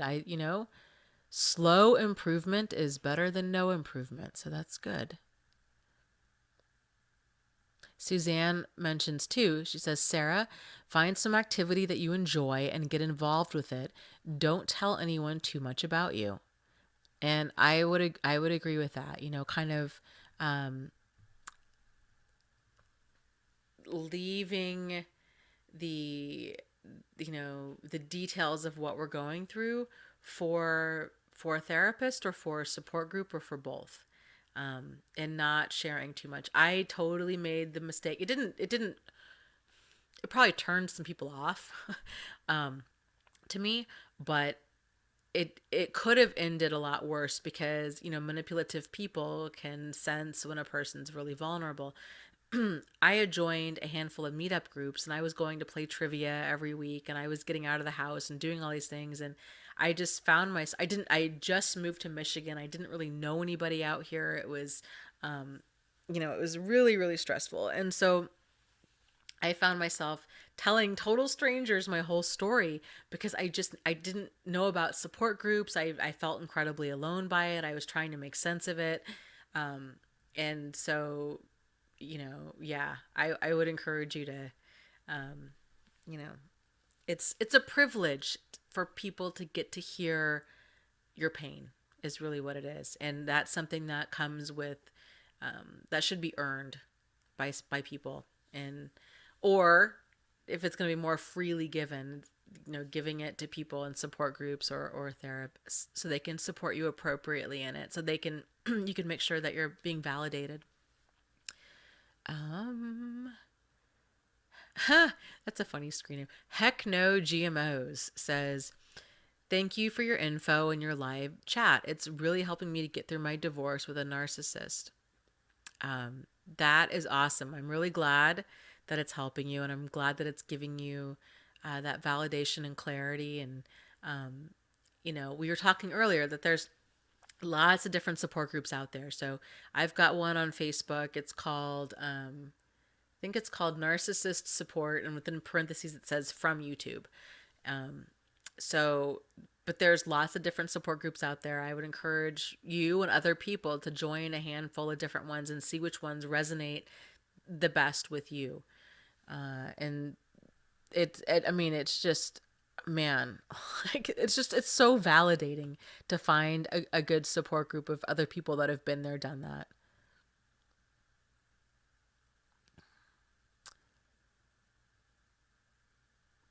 Let's see.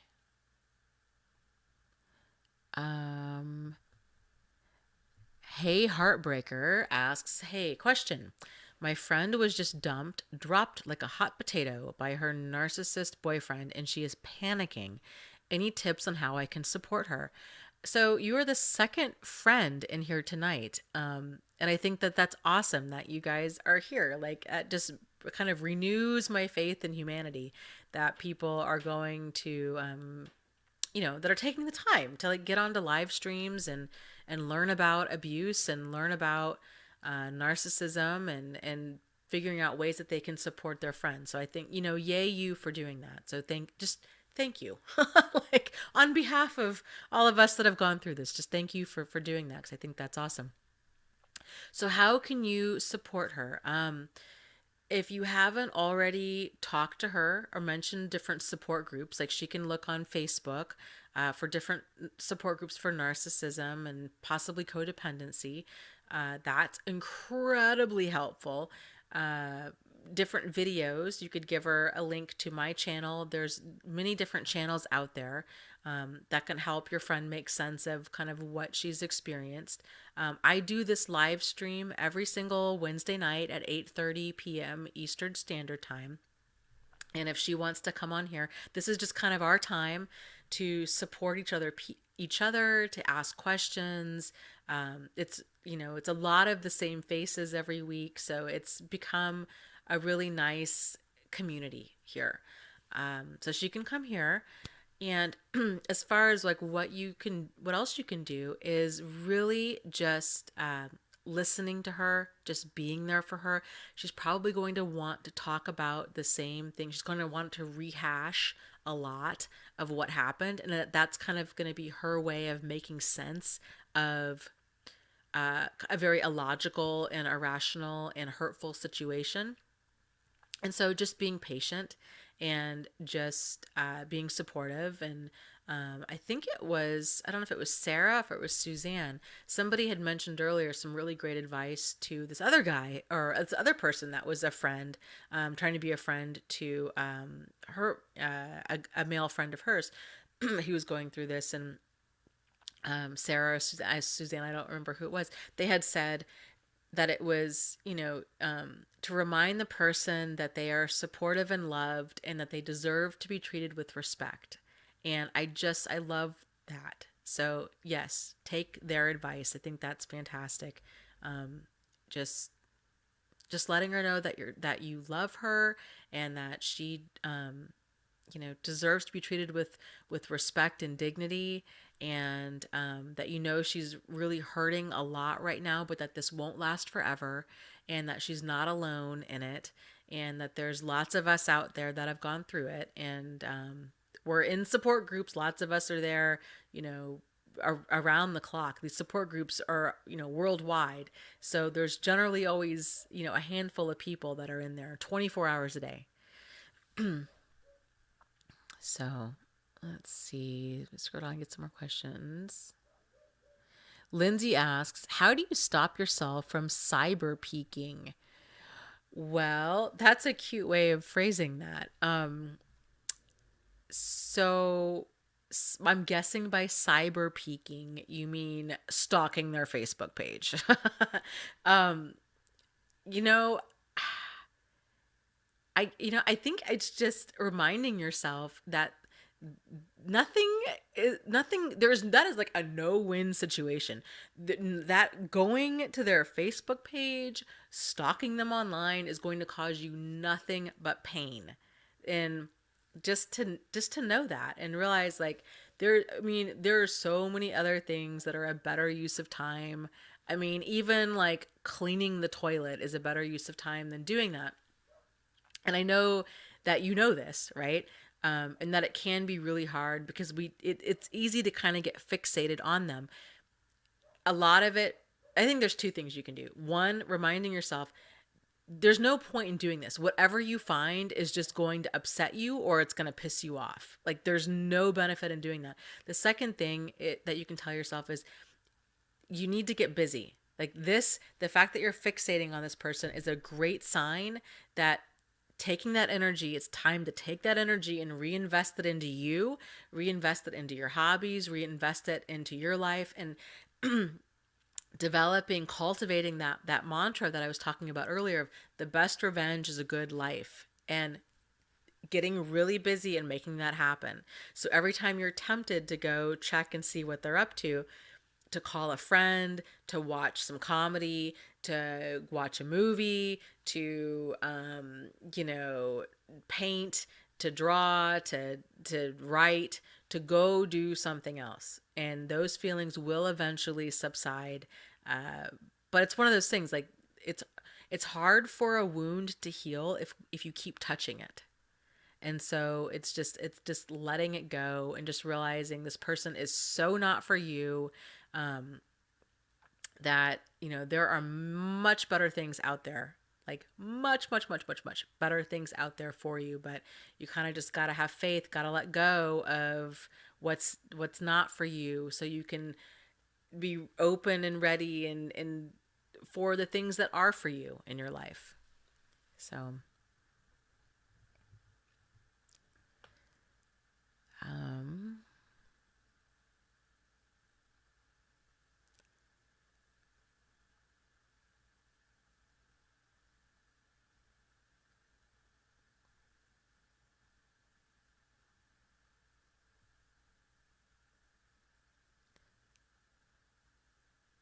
okay, Sarah says with the advice, it was not Sarah, it was Suzanne. Okay. I thought it was, but I was not 100% sure, and my memory is not the best. So,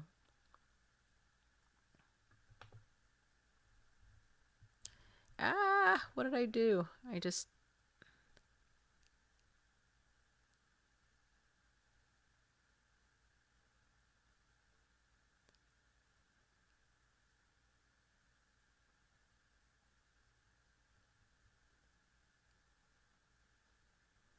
okay, let's see.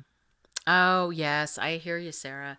Sarah says that's the hard part, knowing that they are so not for us, but for so long it seemed like they were. That's the hard pill to swallow. I hear you. So, um here's here's what I did to help with that, because it's really hard, like especially if it happens quickly. It's sort of like you go from this fairy tale to a lifetime TV movie.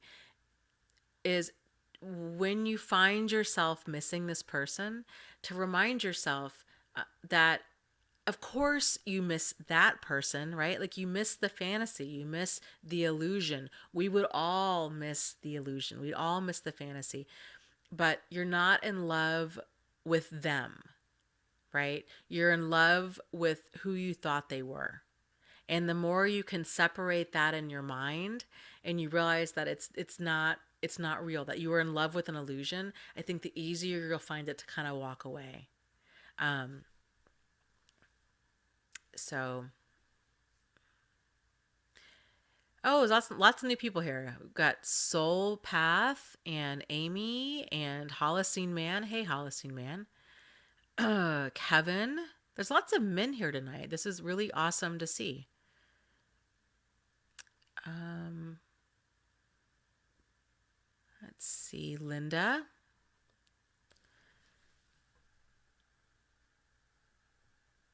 Okay, so Sarah, um, oh, I was going to tell you something. Oh, yes. Okay. You were mentioning, it's so hard to like walk away from the illusion because we thought for like the longest time that um that they were so perfect for us. Like, I think it was Cliff who just said it's so wild because in time, like when that cognitive dissonance clears, when that fog is lifted and we really see the relationship for what it was, we really see them for who they are, um you will really realize, like, wow, I dodged a huge bullet, like this person was so not for me. So that feeling of that they were your soulmate, and that you're gonna have a hard time moving on and finding somebody better, like that is an illusion too. Like that's just your cognitive dissonance speaking. Because given enough time, especially if you're getting out and meeting new people, like you're gonna just realize, wow, okay, no, like there was a lot of things wrong with that relationship, and I'm really, really glad I'm not in it anymore. It does take time. So I definitely don't mean to like minimize what you're going through or make light of it, but just keep reminding yourself that these feelings, you won't feel this way forever. I promise. Like you really, really won't. And so just kind of keep pushing through and staying really busy. And, um, you know, it doesn't last forever. Amy says, seeing the narcissist for who they really are is like choking down the red pill, like from the Matrix. Yeah, it really is. It's really wild. Like, really, really wild to to experience that. Like, for me, I just really thought that I would be able to spot a problematic person. And I just did not see it coming at all. I just felt so stupid and so naive and so gullible and, um, just all kind, just, it was awful. I just did not know, it just didn't make sense, and it was just the most wild thing to see Jack's mask slip and to just realize not only does this person not love me, he doesn't even like me. And like who have I been living with? Like that's just amazing. I mean, what the hell? It blew my mind. And I think that was, for me, I think that's why I was having issues with a lot of PTSD stuff, because I didn't know who to trust, because he really came across like my best friend. And I just did not think that he was out to hurt me financially or emotionally or even physically. And I think that he was trying to do all three. So crazy.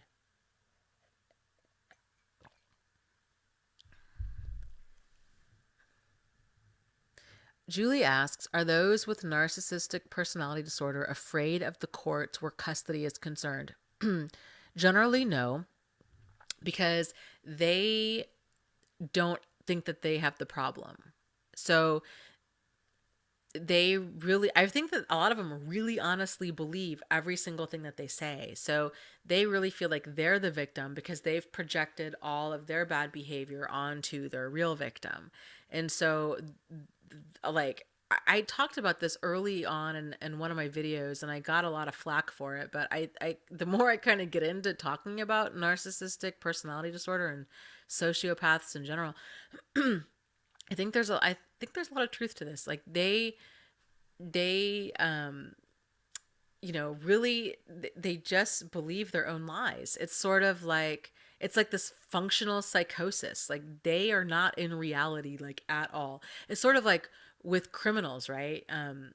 I was in a meeting this morning for work, and we were talking about some patients that we have that are in jail, and they're sociopaths, and it was, so some of the people were joking about how, everybody in there is innocent. Like, nobody's guilty. They've all been framed. It's not their fault. And I'm just sitting here thinking, like, man, that's so true. Like, to a sociopath, it's never their fault. Like, we were stupid because, their victims, deserved to have whatever happened to them because they didn't see the con coming, or whatever. Like they just, there's no accountability, there's no responsibility of their actions, and they feel totally justified in doing whatever they've done.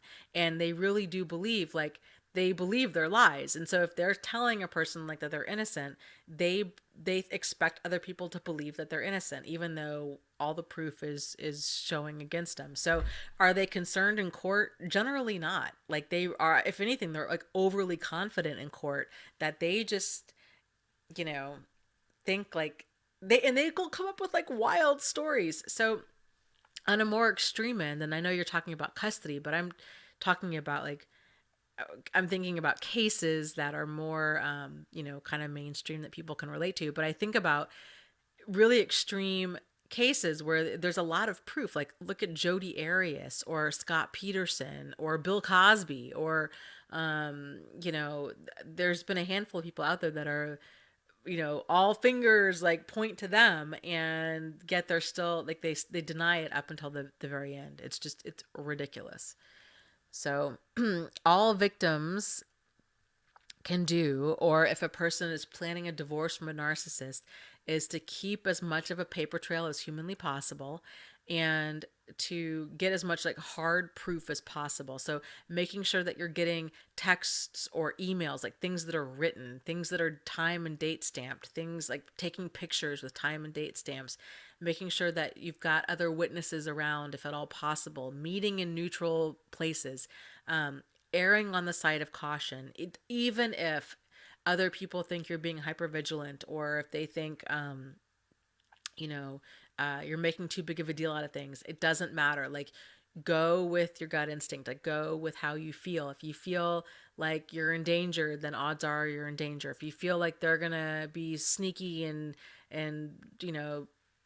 be problematic or be manipulative, then odds are it's because they're going to be sneaky and problematic and manipulative. So go with your gut instinct, anticipate as much as you possibly can, so that way you're hopefully not caught off guard. Especially when going to court is concerned, because they often do tend to play the victim card, and they really spin things, and they are so damn convincing.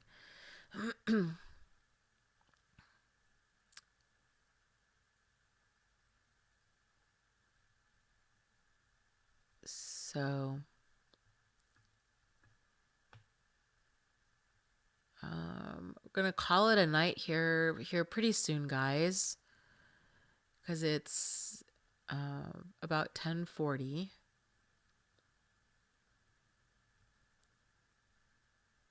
Benny says, my ex narcissist used to tell me, you can lie to everyone, but you cannot lie to yourself. So ironic, right? Like, um, they they just say words. Like, that's my new theory on manipulative people. Like, they just say words. Like, if the words sound good, or if they think, it's gonna make people sympathetic to them or more relatable or whatever, then that's why they say them. Like, I really don't think they ever say, like, they very rarely ever say the truth. It's, if anything, it's always this like kernel of truth wrapped in like a big ball of a lie.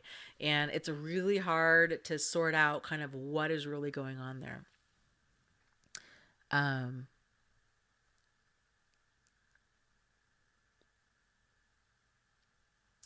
Son says, uh, oh, I missed part of this conversation here, but um, borderline personality disorder and narcissists are different. Borderline personality disorder love, and they spit out their hurt, but regret soon after that. Narcissists never love.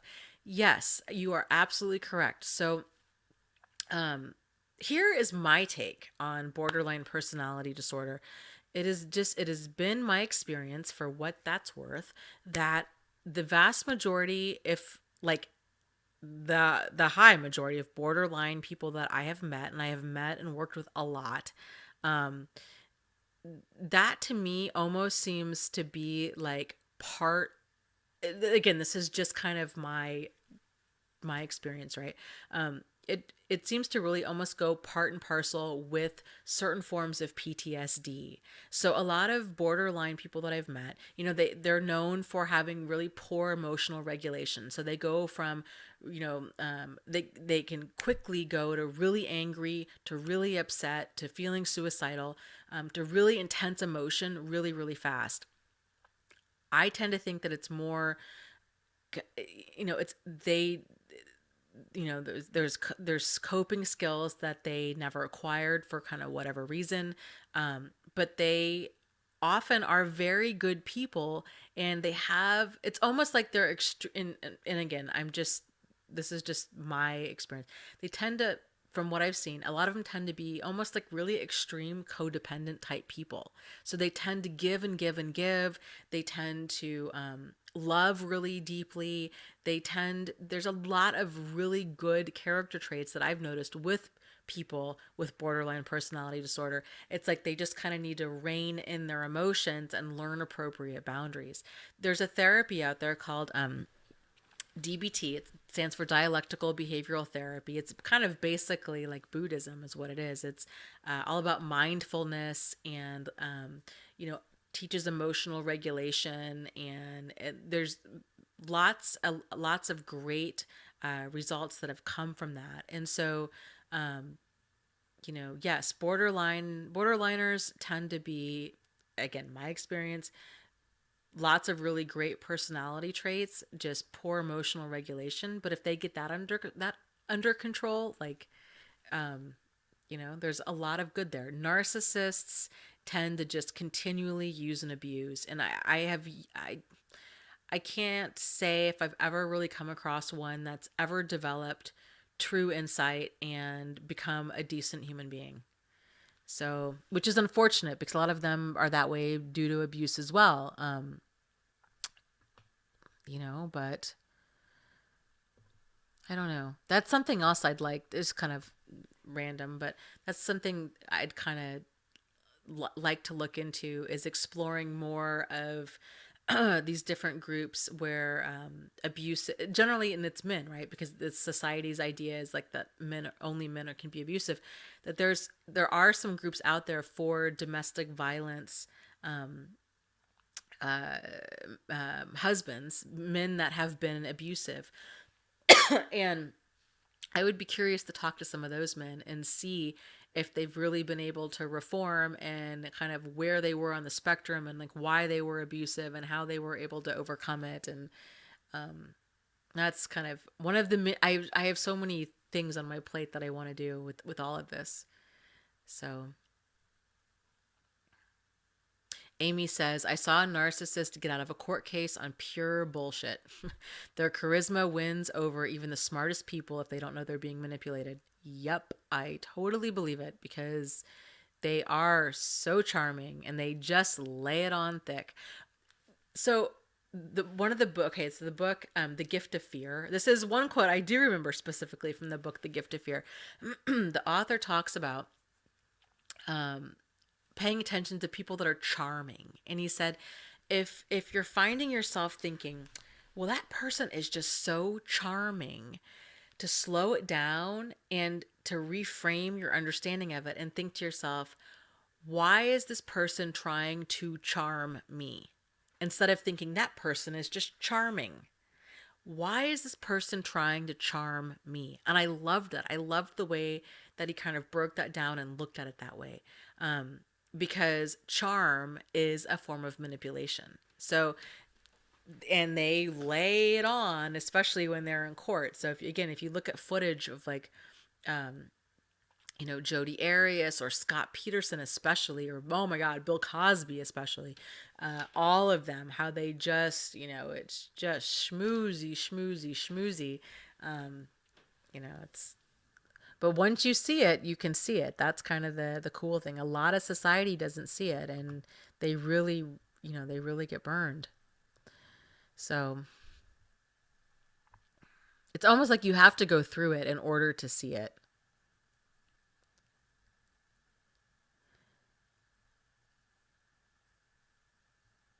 Jessica mentions the movie Girl Interrupted is about a borderline. I saw that movie like what, 15 years ago or whenever, when it came out. I'll have to watch it again. I hadn't thought about that it is about borderline. I Speaking of movies, um the movie Natural Born Killers is a great movie about, really kind of like two psychopaths, but they're kind of all in that same cluster. So, sociopaths, narcissists, psychopaths.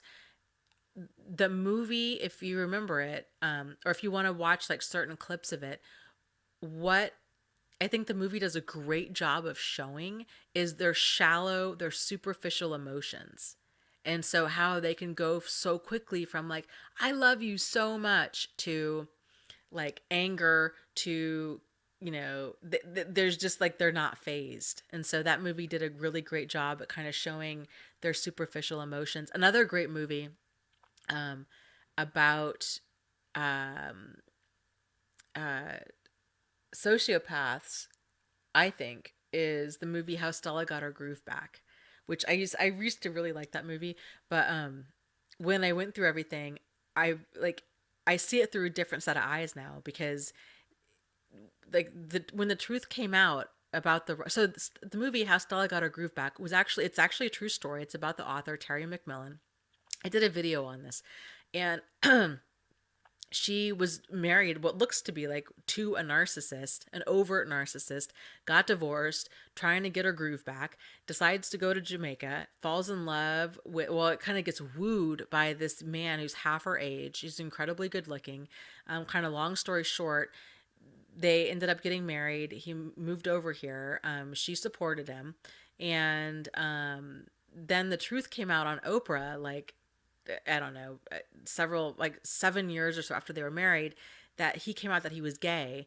And when they were on Oprah, it was very clear. Like, it was very clear that for starters, that he was gay. And I don't know if he kind of became more effeminate after he came out of the closet or if he was always that effeminate, but pretty obviously a gay guy.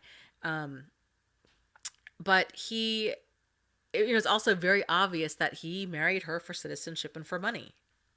And he did the whole love bombing. I mean, that movie is great if you want to see love bombing, if you want to see rushing of intimacy, if you want to see a lot of these red flags in motion. You can see her wondering, is it him or is it me? Am I just bitter and jaded by my divorce, or is this relationship really problematic? Other people, her family, her friends having a problem with this relationship, all of their spidey senses going off. Everybody glosses over it because Winston is so charming. So that's a great movie to kind of see a lot of the red flags in motion. So hey, Adrian's here. Hi, Adrian. Um,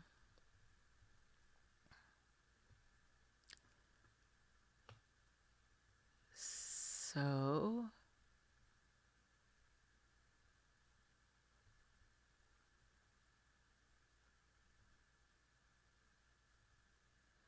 Suzanne asks, I'm more interested in how to defend myself against the narcissist. Um, oh, and I'm missing, I'm sure, a chunk of kind of the context of that. Um, but really, the best way to defend ourselves is from getting like roped in with them, is, high standards and solid boundaries. And if they're already in our life and we're trying to defend ourselves, emotionally or physically or financially, is a paper trail and anticipation. And so, again, with the whole like defending ourselves, paying attention to how you feel.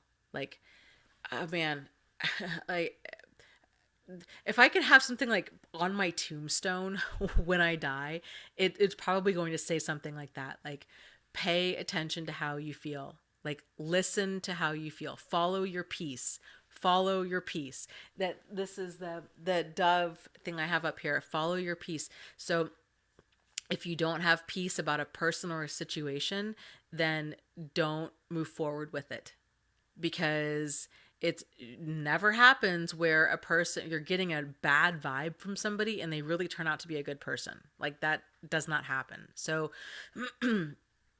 it's, go with your gut instinct, follow your peace, follow your peace, follow your peace. You know your situation the best out of anybody else. And so go with your gut. If you feel like something's off, it's something's off. And then keep asking yourself, like, okay, what do I need to do in order to stay safe or sane in this? And what do I do to make this situation, better? Do I need to get rid of this person completely? Or if they're family, like, how can I distance myself to where I stay safe and sane? These kinds of things. Full is not heavy as empty asks, are these emotions ever sincere? So I'm guessing you're talking about kind of the shallow emotions. Um, I think they're as sincere. I think it depends. I think you have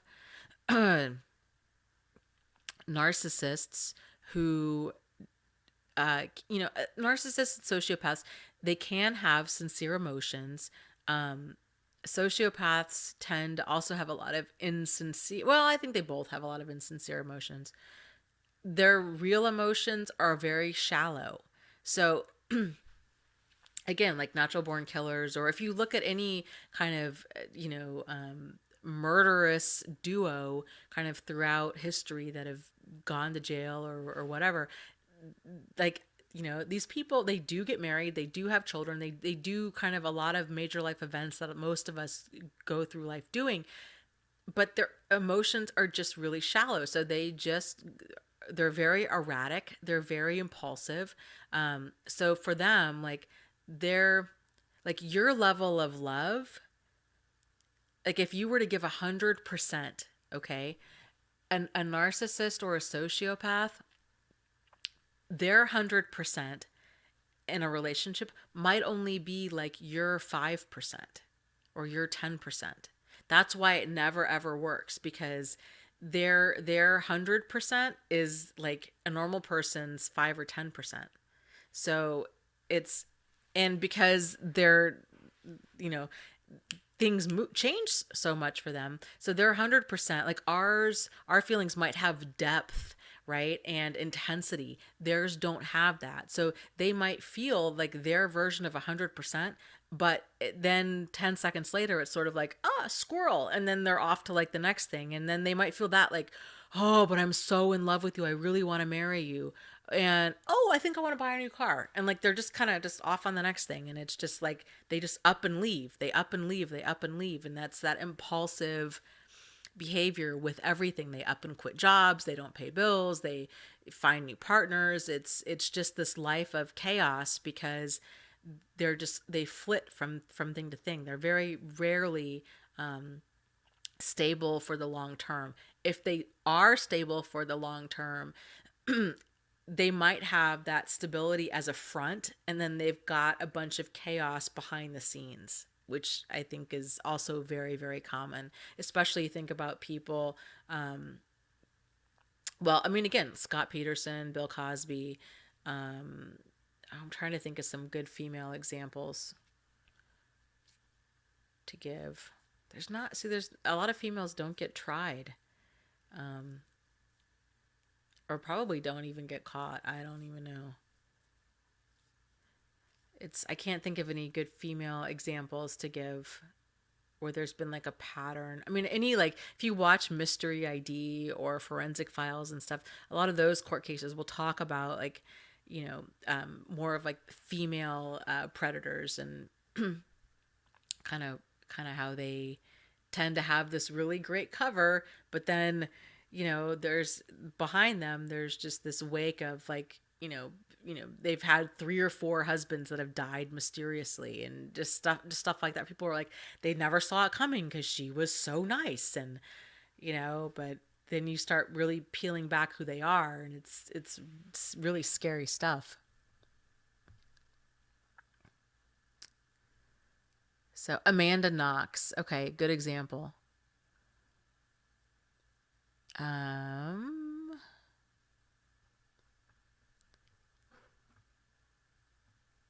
yeah, lots of good advice going on in the chat here.